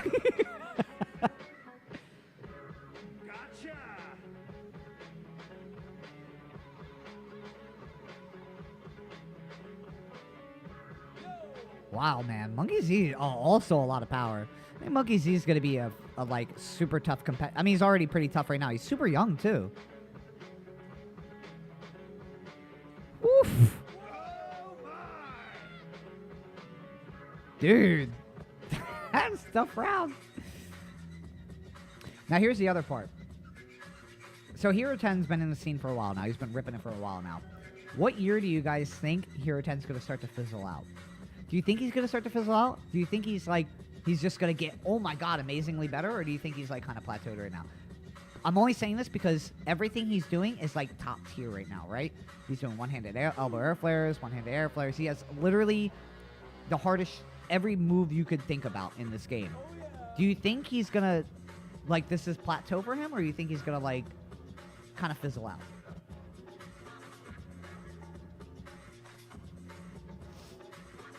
In most filmed events now,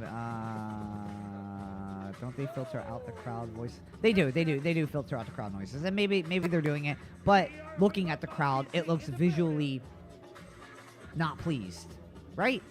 I don't see a single person into. These are two of the most energized dancers right now, and I see nobody in that crowd being like, "Dude, fuck yeah, man, let's get it."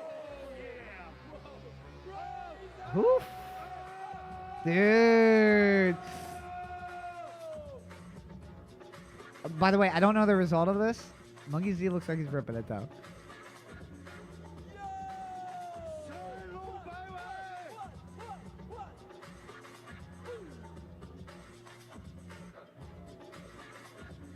Solid, dude. I mean, nothing too original, but super solid. I mean, it's not like Hero was doing the most creative stuff either. Bring the BC Mumbai. Dude, that was a wild crowd. India, for some reason? Fucking. Probably the best crowd that I've seen. I just want to go to their fucking local jam, to be honest. Everybody's hype.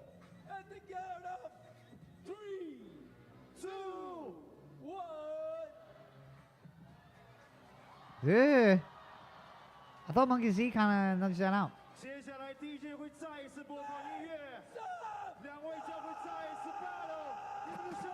I guess here I think like I'm asking about fizzling out because I think I'm numb to a lot of the stuff that Hero 10 does. Like I see it and visually in my head I'm not like holy shit, you know, because I've just seen it so much, but in reality it's very good.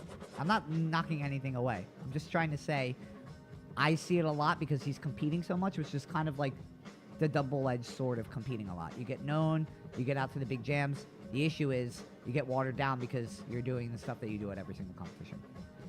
Amazing stuff, but yeah. Oh, a little bit of a catch. You're all right, though. Keep going, Hero.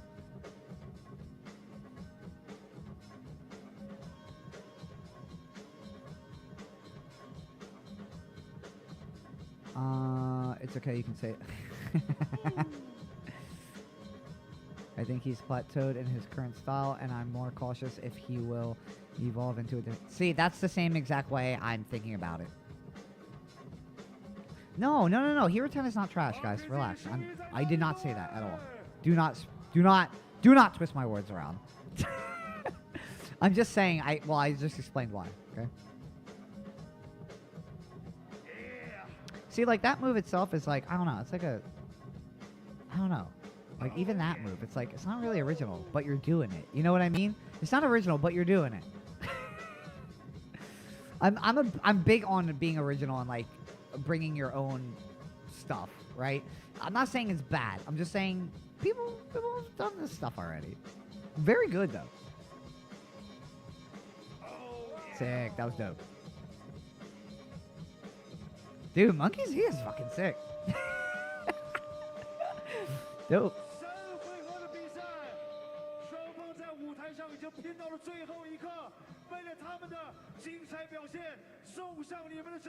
Yeah, exactly. That's what I'm talking about, dude. Quake. Yeah, like, but am I to call a bite on it? You know what I mean? I can't say it's a bite because it's just kind of not that, you know, it's not that hard to think about. Oh, he took it.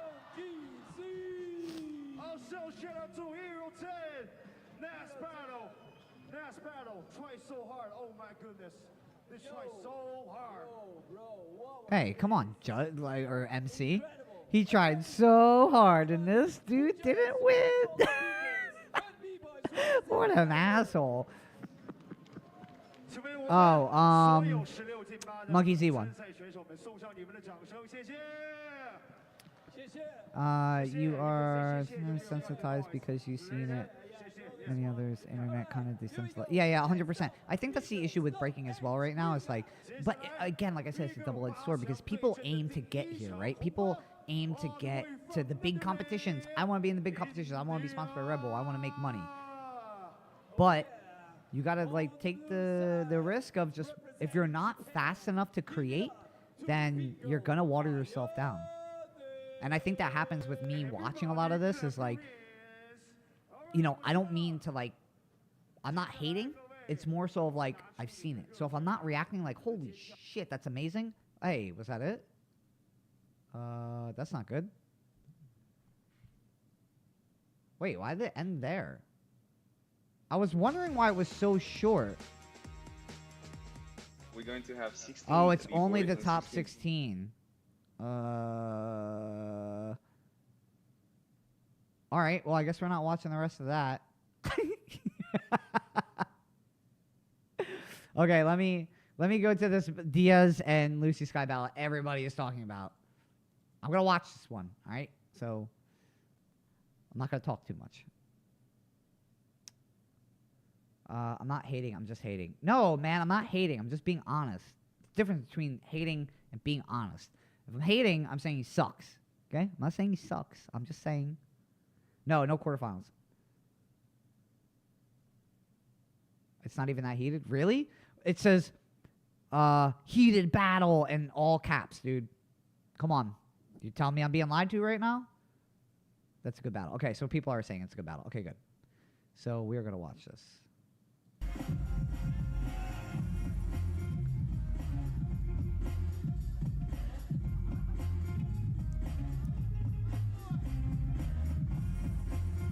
Do they have beef with each other?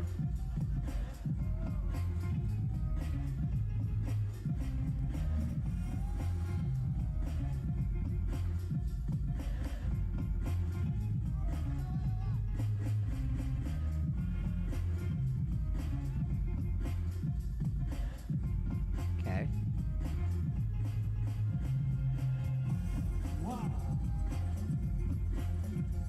Okay. Signatures. Oh, there's the crowd. Now I can hear the crowd. They love the hump.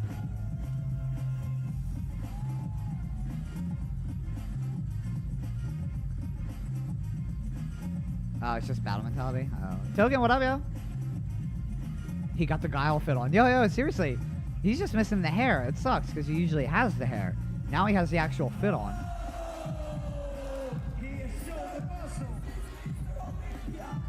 Let's go, Diaz.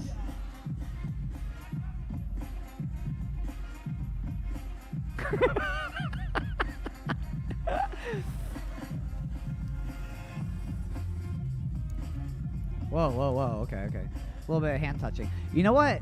Diaz is rather touchy. I don't know if you guys saw the Red Bull VC1 call out that he got into, and he like was trying to like body slam the guy who called him out.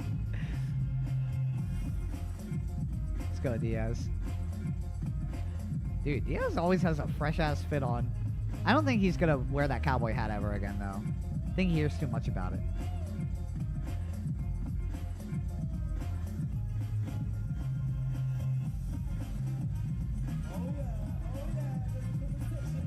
Do a little bit of power.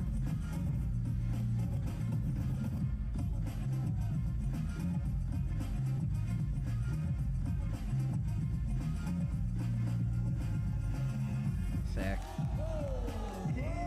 Solid, clean, creative.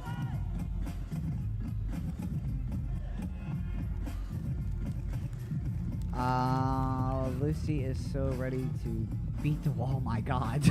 I'm not saying that. You should have Robin in one battle too. Bro's the perfect villain.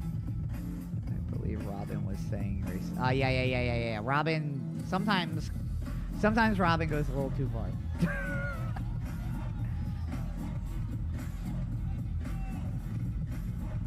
Oh my God, he's so fast. Dude, if he slips or something doing that, he's gonna slam his head in the ground. That's gonna be really bad.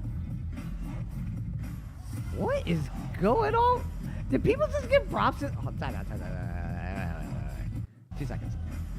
I want to hear the crowd literally cheer for him making a too sexy face.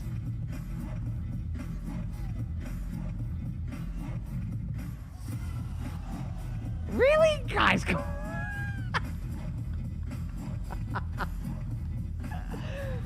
Bro, come on, man. Listen, I like Lucy Sky. Sometimes it's a bit over the top.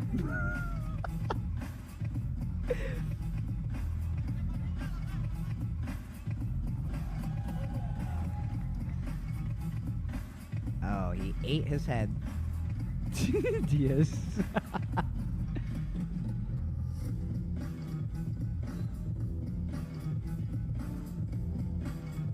I want to say this is a heated battle. It's a battle. This is not that heated. Ah, they got me with clickbait title. Actually, it's the only battle uploaded, so technically I was forced to watch it.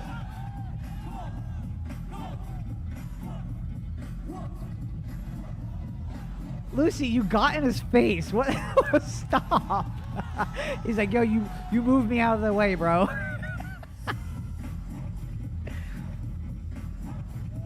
Hell yeah, let's go, Diaz. Nasty. Hell yeah.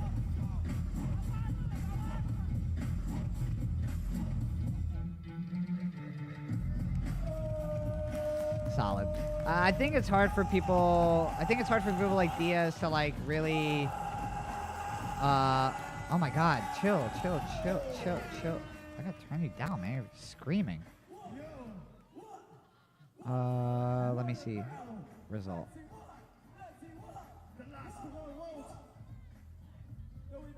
I'm curious on people.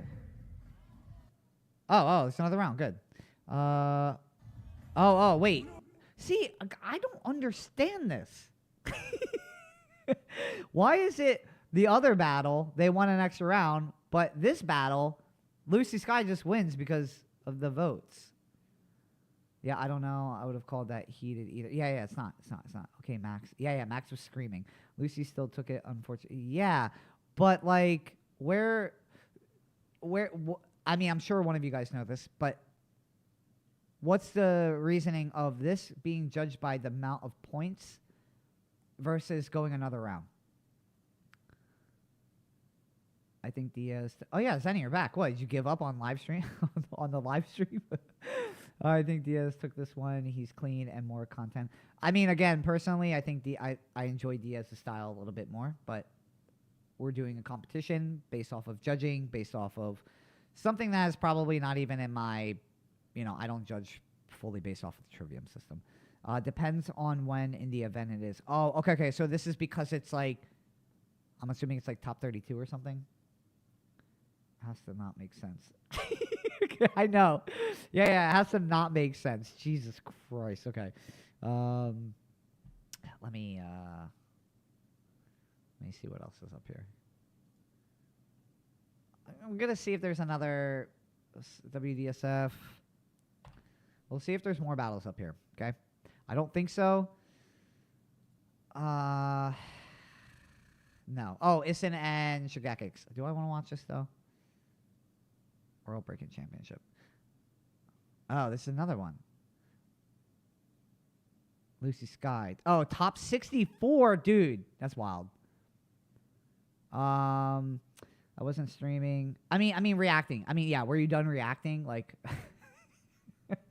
Zenny system shows Lucy wins. So yeah. If the Zenny system says it, then yeah, okay, cool. Yeah. I will agree with it because it has to be right.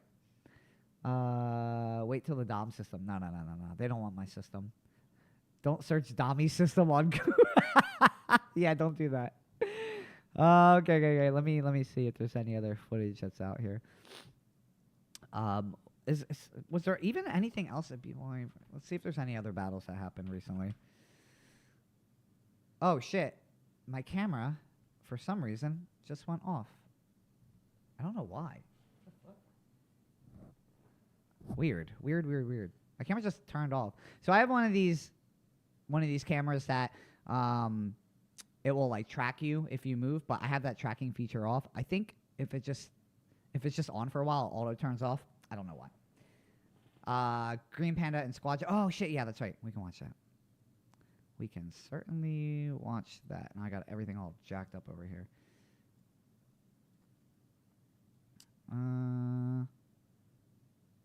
Breaking to the last once. Yeah. Hip hop. The Freak Show. Oh, whoa! Look at this venue.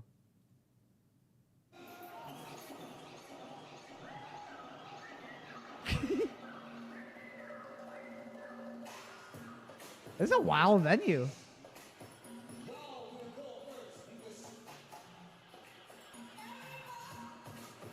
What is this? Surabaya B-Boy versus Day. Where's this at?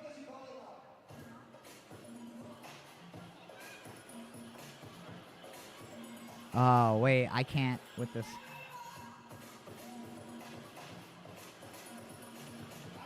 Okay. I'm gonna get off of that. I just wanted you guys to see that venue. Okay, Squadron. Shit. Squadron versus Green Panda. Squadron Green Panda. Whose footage do I want to use? Let's do Stance because they probably have actual. Freak Show. I know. I thought Freak Show like Freak Show Christmas special. Okay, let's watch this.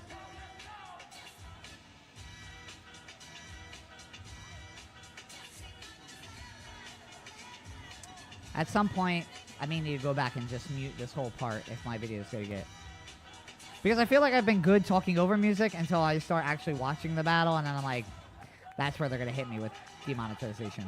If you guys are not subscribed yet, hit the subscribe button. It's free. You just gotta press a button. If you're not following, follow away.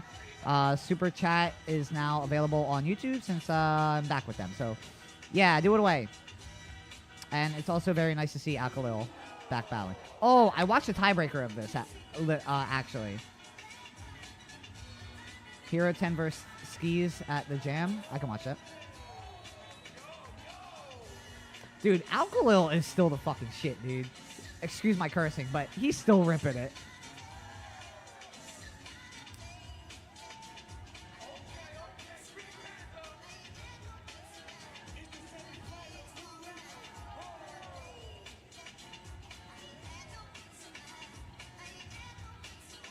Let's go El Nino.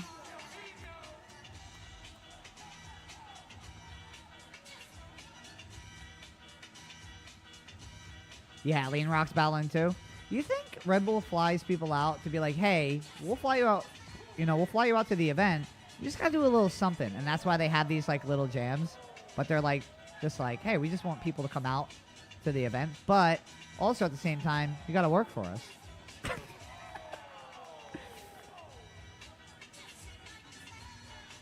Because I feel like that's what happens.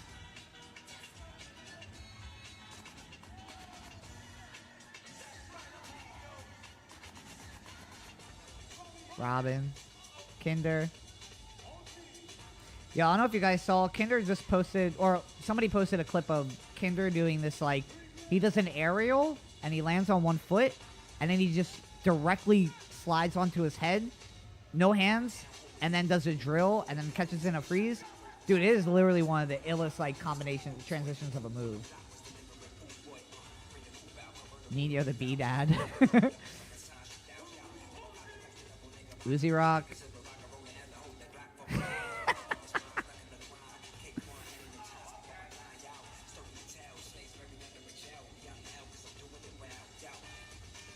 El Nino should jump back in the duffel bag after he finishes the round. Dude, El Nino will forever be known as the duffel bag B-boy. Bro, Alkalil got old. He seems skinnier. Like, lost a lot of muscle mass. Not as clean. I don't know. I still think he's ripping it. I mean, at the end of the day, if that's what happened, hey, man, we're all going to get there at some point. Except Hong 10. I don't think he's... Actually, Hong 10 looks a little skinnier, too.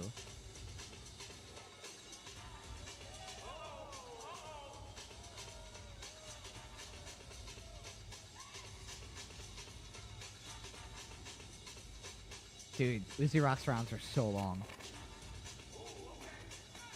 How do you think Uzi Rock practices? Certain people, I'm always like, yo, how do these guys practice? I feel like Uzi Rock just puts a song on at practice, and then just goes out, right? And then he's like, all right, I'm a little tired. I'm gonna go sit down over here, and gets back up like maybe like a minute later. And he's like, all right, I'm gonna go out again. And just like is doing like 5-minute long rounds the entire time. Check. Ukrop Diaz versus Haruto style, no joking, 2019. Okay, I'll check that out after this. Prodigy. It's dope seeing Prodigy back out too. It's cool seeing a lot of these guys back out.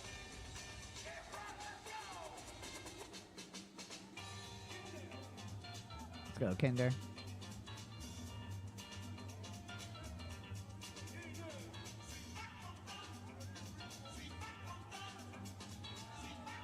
Solid. El Nino versus Toys rematch. Dude, actually, that'd be kind of fun to see right now. I mean, Toys is still breaking, but not that much.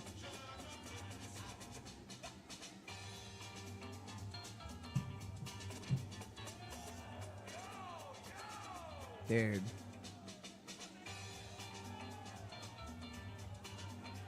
Yeah, a little bit of a slip, but it's not really a crash. I mean, it's not like he crashed. Oof.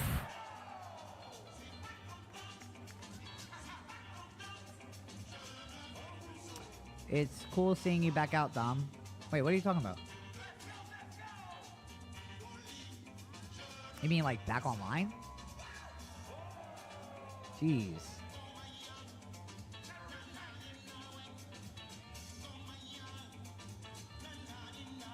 Crazy, man. Crazy, man. It's like, yeah, maybe grabbing your foot backbend thing is done by people, but the way he's doing everything involved with it, very detailed, very original. Oh, back battling? Yeah, no. Nah. As much as I want to, I don't know. I'm very picky choosy. Not only that, I do stuff, you know, with my life. Most of my weekends, I'm like out doing shit with the fiance, and you know, I just got plans. I just got a lot of stuff I do. Breaking is not my priority of competing. I spent 17 years competing. I think I deserve a break. Yeah, Miracle. Yeah, that's his name. Hell yeah.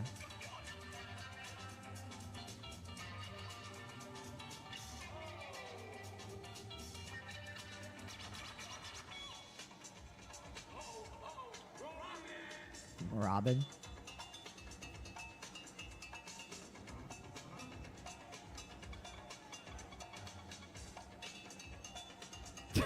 Hell yeah.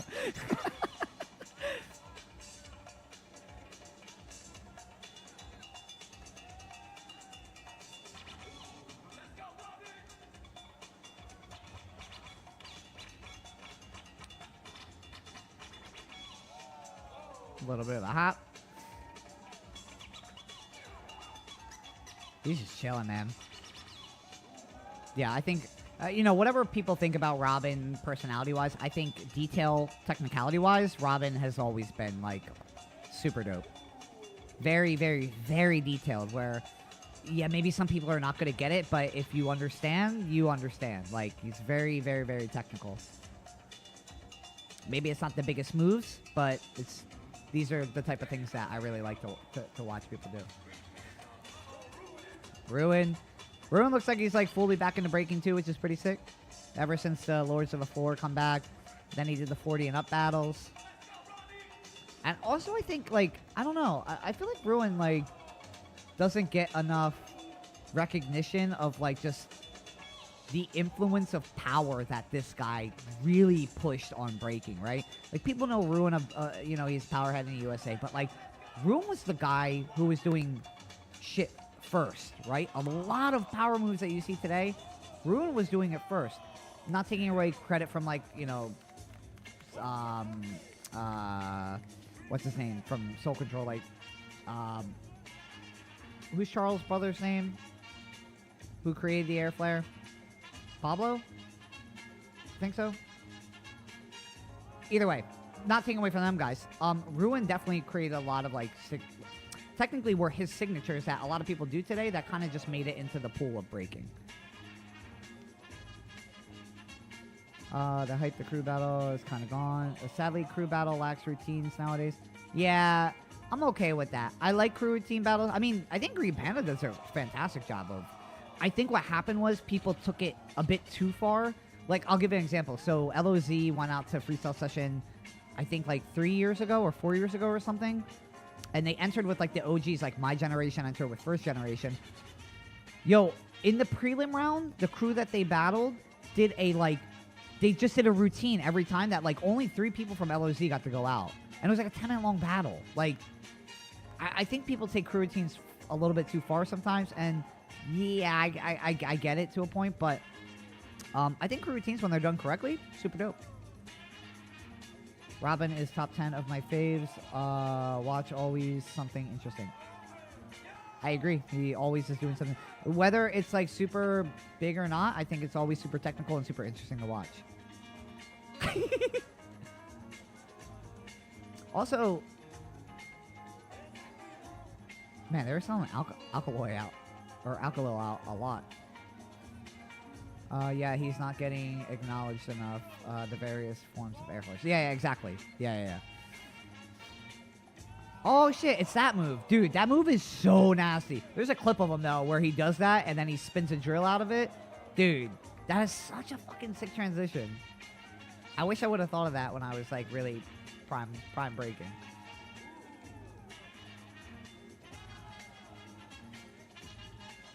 Technical moves are not easy, really challenge your brain and physically. Yeah, 100%. I mean, especially creating technicality. Like, anything technical, anything creative, like, that's why it kind of lives up to a standard where if you're doing something creative that is dope, like, it can be on par with something that is very big and explosive and dope, right?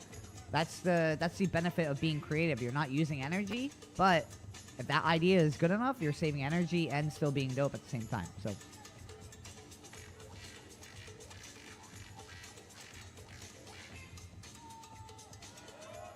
oh yeah, Luigi.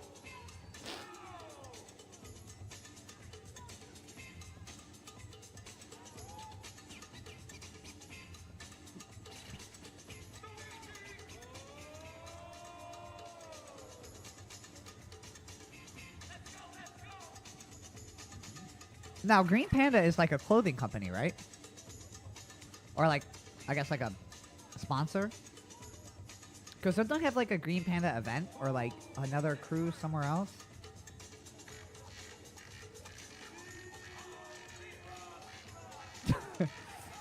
Kendra's like, nah, we're not doing this, stop rocking. Hell yeah, Lean Rock, that shit's dope. Signature. Dude, Lean is still ripping it, man.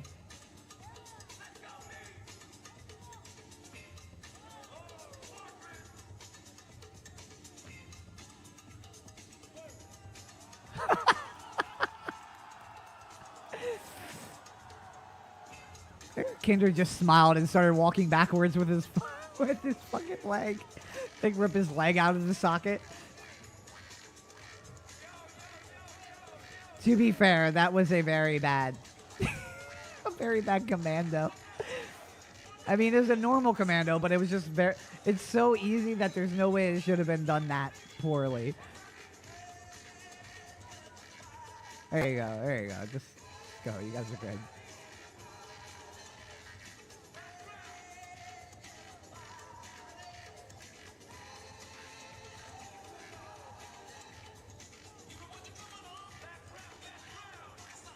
Go on, Nino.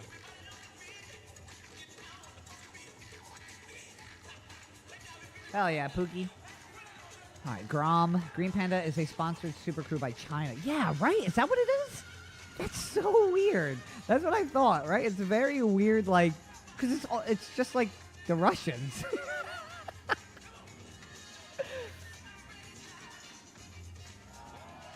Solid, man. Dude, Grom is so nasty.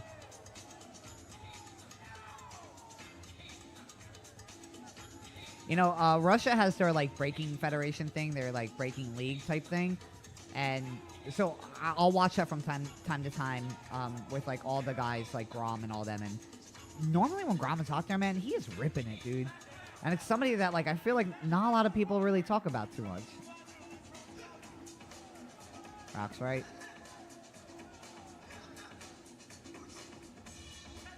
Yeah, Panda's making sense.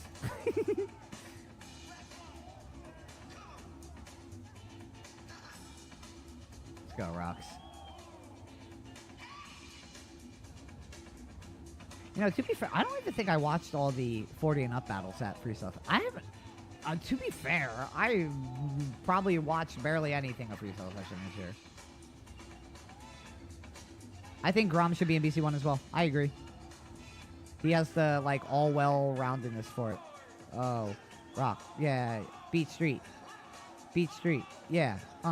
Beat Street. Breakdown. Rock. Right? That's where we're at with this.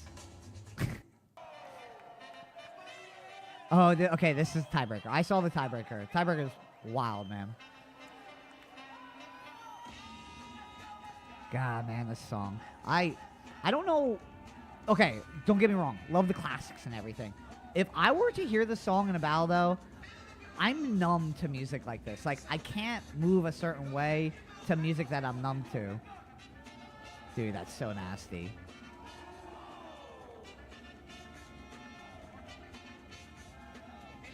Oof, dude, man. That is such a ridiculous round. There's just so much packed into it. It's like a little bit. He didn't stick it as well, but god damn. Dude, there's no way. That's such a fucking.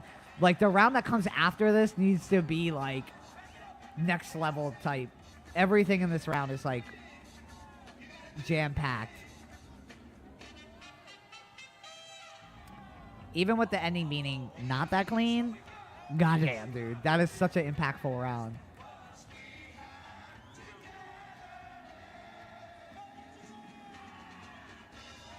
Oh, this, and that is not the way to come out after a round. No, Boogie's the homie. It's just, talking competition-wise, it's not the way to come out. Hell yeah. Signature, though. That is a signature. See, and then people say, like, oh, you ever see that guy who does the head spins on the back of his head? Like, that's a El Nino signature.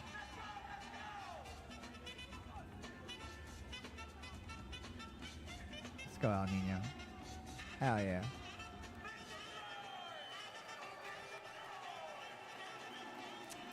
Yeah. That was good. That was a good battle. I enjoyed it. I mean, I always like watching the Squadron guys getting down. They're gonna do like a judge decision? Yeah. Smurf. Dude, Smurf on the mic at this event was wild. Yeah. Yeah. I thought so too. That was a good battle. I thought Green Panda took it.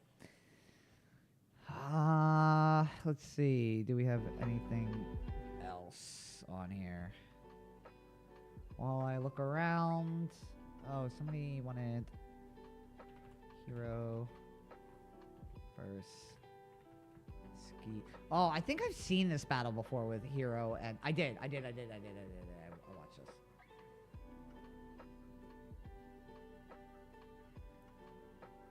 I researched it. B-Boy Rue actually did it first way back. Really? Wait, you researched it? Way back when, though? Because I'm pretty sure El Nino has been breaking before Rue, hasn't he? We're talking about, like, Rue from Korea, right? I don't think Dude, El Nino's been breaking since he was, like, 10. El Nino's been breaking since, like, 98. Green Panda versus who in the finals of that jam? Green Panda versus Flow XL. Flow XL. That's who it was, I think. Versus. Oh, there's another battle, though. 7 days ago. Green Panda versus Original People. Oh, we can watch this. Oh, this is a clip where he... Okay, we can watch this. I'll watch this. Let me turn this off. Here, let me... Green Panda versus Original People from Tournament of Champions, which I'm assuming is a Russian event. Okay. Let's go. Yep, but that specific move where he spins on the back of his head, I was trying to find El Nino doing it before Rue and couldn't. I'm telling you right now, I'm pretty sure El Nino's been doing that for a long time. I mean, okay, when did Rue start? We can try to figure this out tonight. Let's try to figure it out. Rue started in what year? Dude, Gun, I haven't seen Gun in a while either. Solid.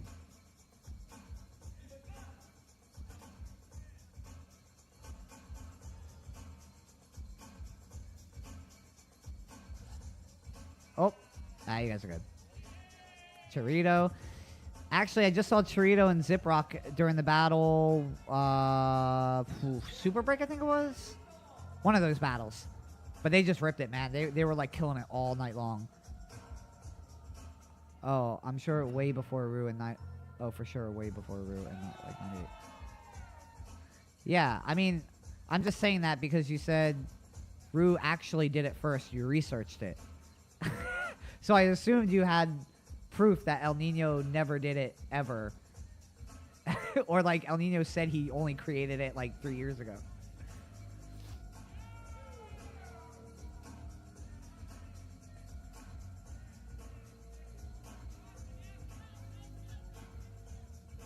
Oh, it's like the same squad.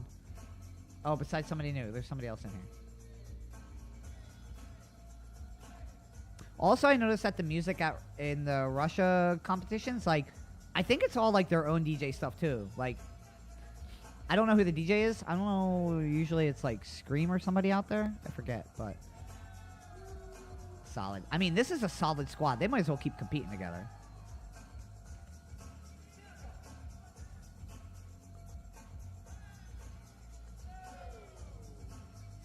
I don't know if he meant to do that or not.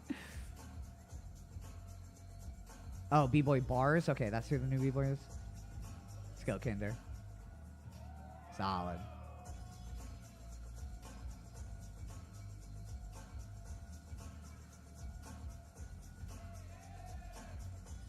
Sick. Super clean. Hell yeah.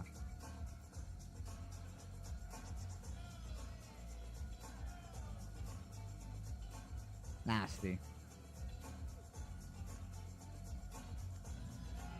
Just so much content in one round. It's like, it's not the explosiveness, but the technicality of it all is just super, super technical. Yeah, Kinder has a lot of dope freezes, and I think Kinder is like one of these people where I see a lot of people on the outside, like, of like Russia doing Kinder's freezes, and I'm like, in my head, it's like, all right, it's not that dope. Like, I've seen like Kinder like do the freeze, right? But like, do people like watch Kinder like that? You know what I mean? So I think people just don't know. They don't do a lot of research sometimes. That's why I think as soon as like solid. That's why as soon as I think like, you know, people start talking about like, oh, you know, I don't think judges who have been in the scene for a long time should be judging. All the old judges are bad judges. Like, realistically, you might think they're a bad judge, but they might know more than you. Like, you know what I mean? Like, there's a possibility that they've been in the scene for a longer time. They've seen a lot more moves than you. So maybe you think that person won because your knowledge of breaking and moves is not as built up as the judges, right? And that's why it's very hard to say if a judge is actually a bad judge or not.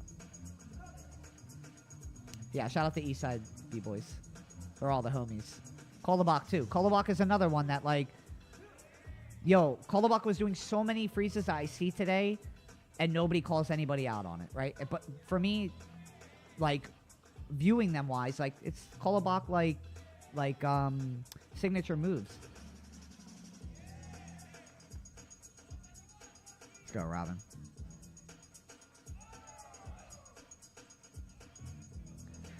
And it's another thing in Russia too. I think a lot of b-boys like they understand and they kind of respect the technicality between everybody too, right? Like if you were to do a lot of technical shit in USA, it's a lot like not like a lot of stuff to like really you can't view if you're not like that detailed and looking into it.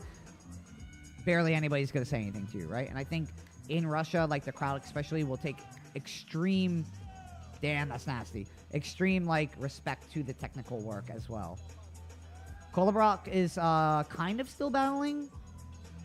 I think he battled like a year or two ago with something. Honestly, me and him talk on Instagram from time to time, and we talk about biking more than we do about breaking. But, you know, he's super, like, he's also from my generation where he understands, like, everything. Me and him are, like, basically on the same, like, mind tip of, like, thinking about, like, breaking everything. That's why, like, you know, all the East Side B-Boy guys are all super chill. They all, like, understand breaking and what, like, the technicality aspect and being creative is in breaking.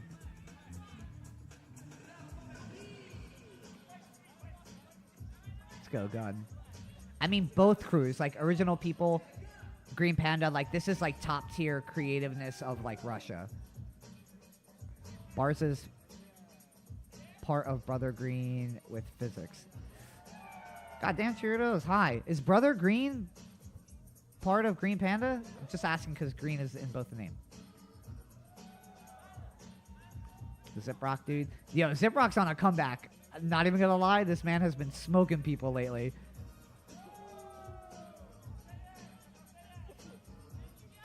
Ziprock's like one of my favorite B-boys, like, so I'm super glad that he's back into it. Like, straight to the point, super creative, super technical, difficulty is high. The dude can, like, throw an air flare, like, out of anything, right? But it's like, he doesn't even need to do it. It's super, super, super dope. Let's go, Kinder.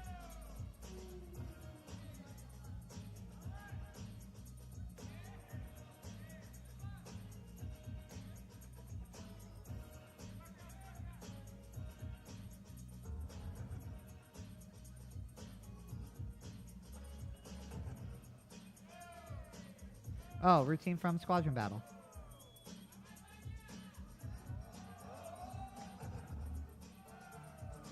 Brother Green is a crew physics created in 2012, I believe. Oh, this is where he runs up them. Dude, man, I don't know how, but they're always on the beat of the song, or like the accent of like that drop, because it was in the same with the Squadron Battle. Brother Green's crew of physics created in 2011, I believe, and then physics started battling again. He started recruiting people all around Asia, most recently outside of Asia. Bars and Wild Jerry just joined.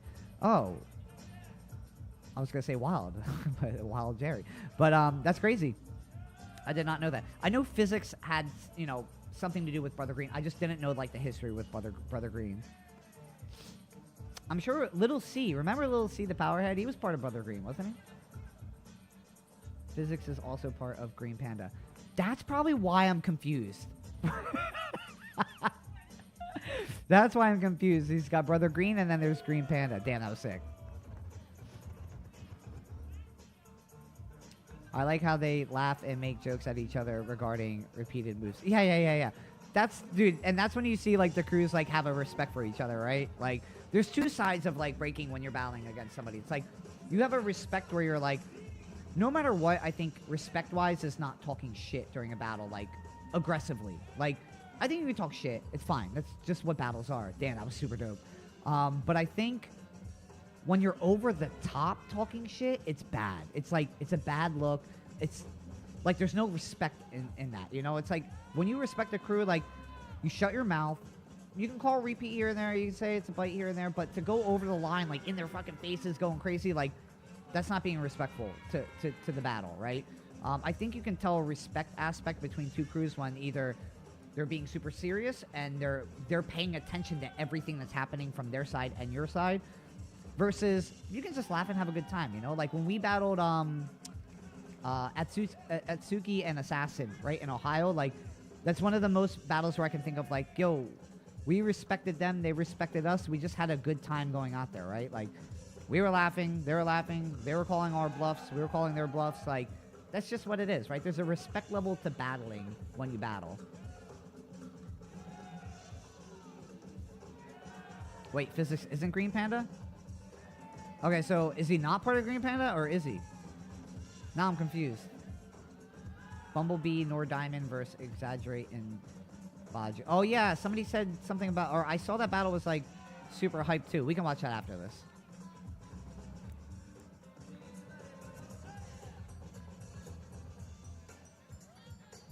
And there you go, like, crew, you know, like, respect, recognize, respect. Like, Alkalil just, you know, I'm sure all these guys are homies with each other, too. But, like, what a battle is a battle, you know? Like, you respect something that happens, you respect it.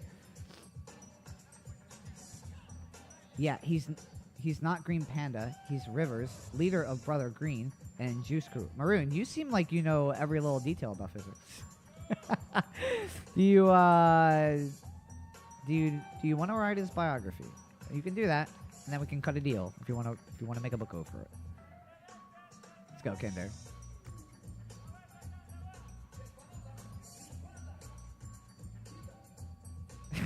ADHD.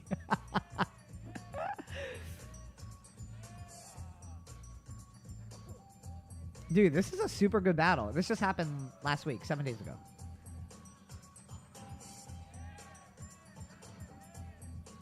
Chirito always big ups Alkaloid's rounds. There are buddies. Yeah.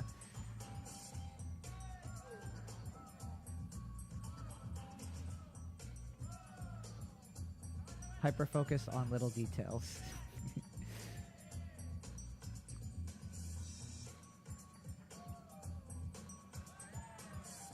Dude, Green Panda is like they have a strategy for battling at battles where like they are fully prepared for anything. The squad is good, the routines are good. They know how to like work the battle. Wait, there is no Breakpedia created yet with all those names recorded. Yeah. Breakpedia. Somebody should actually do that. That's actually kind of a good idea.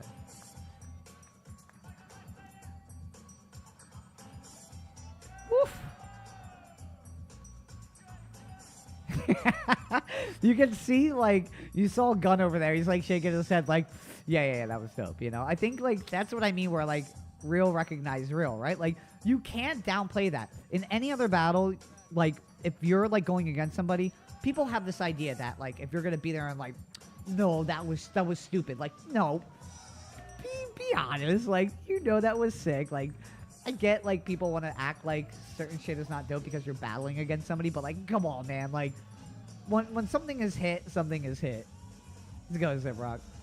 Alkaloid, always on point, 100%. I agree. Let's go, Zip.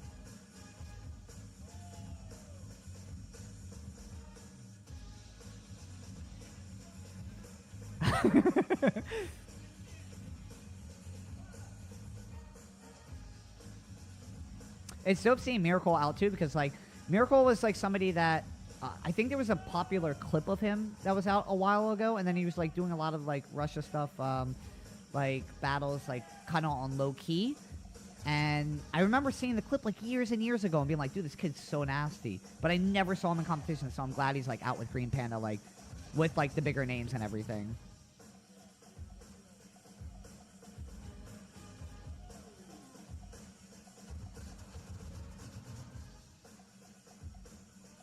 It's just little details, man.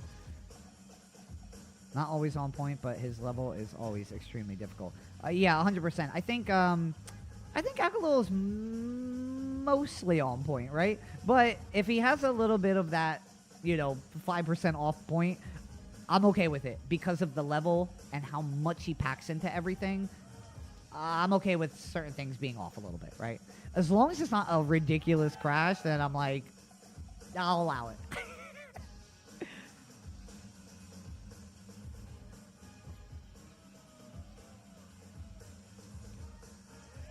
Dude, that's so sick, man. That's so fucking nasty. That is so fresh, man.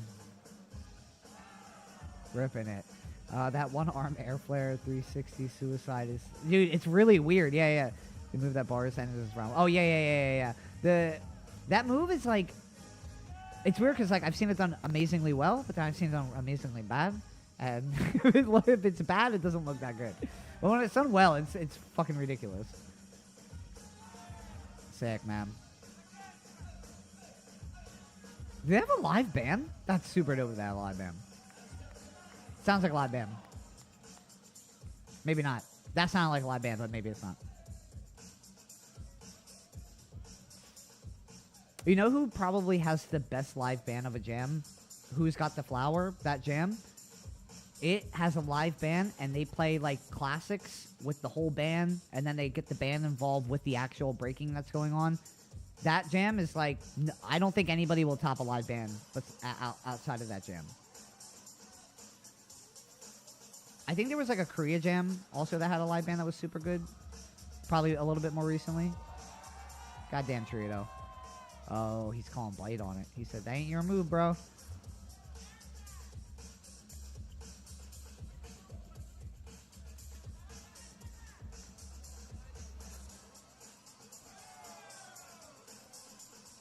Yeah, R16. Is that what it was?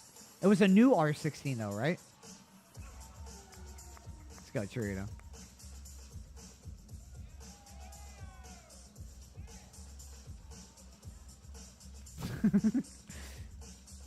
Massive Monkeys Jams has live bands from time to time. Oh, do they?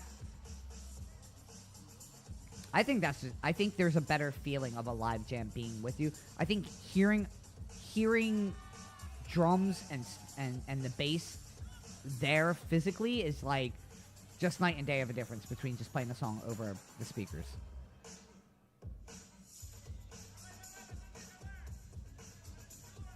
It's a long ass battle.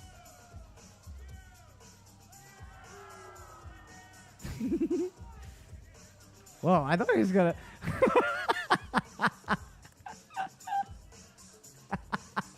see Gunny's like, oh, nobody's clapping. Let's go, Alcalo.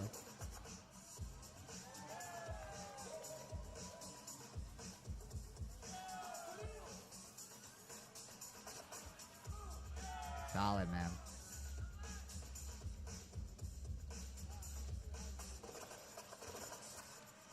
Hell yeah.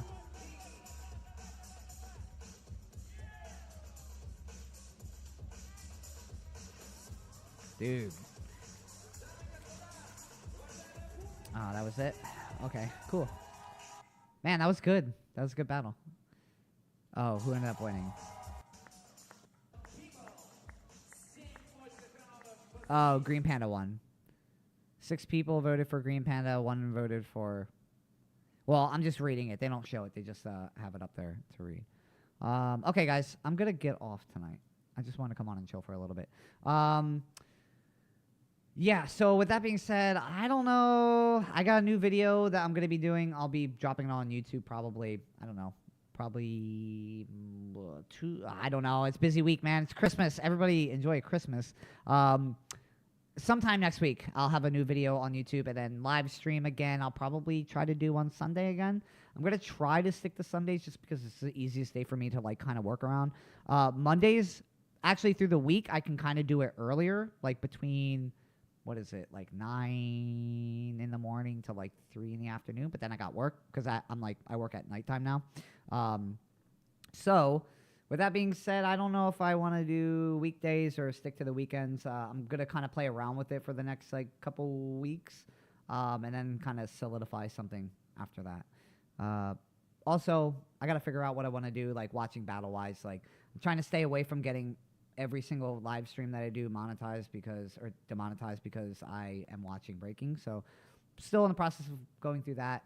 Other than that, next video that I'm going to be putting out is probably going to be on why crews are important.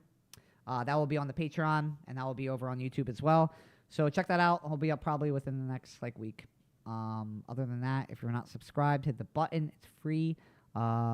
Anything helps. I appreciate it. It's good to be back. Twitch-wise, if you're not following, follow. Easy, hitting the buttons. If I don't see any of you guys or talk to any of you guys, I hope you guys have a happy holiday, whatever you're celebrating. Be safe. Enjoy. Outside of that, I guess I'll see you next week. Okay, bye.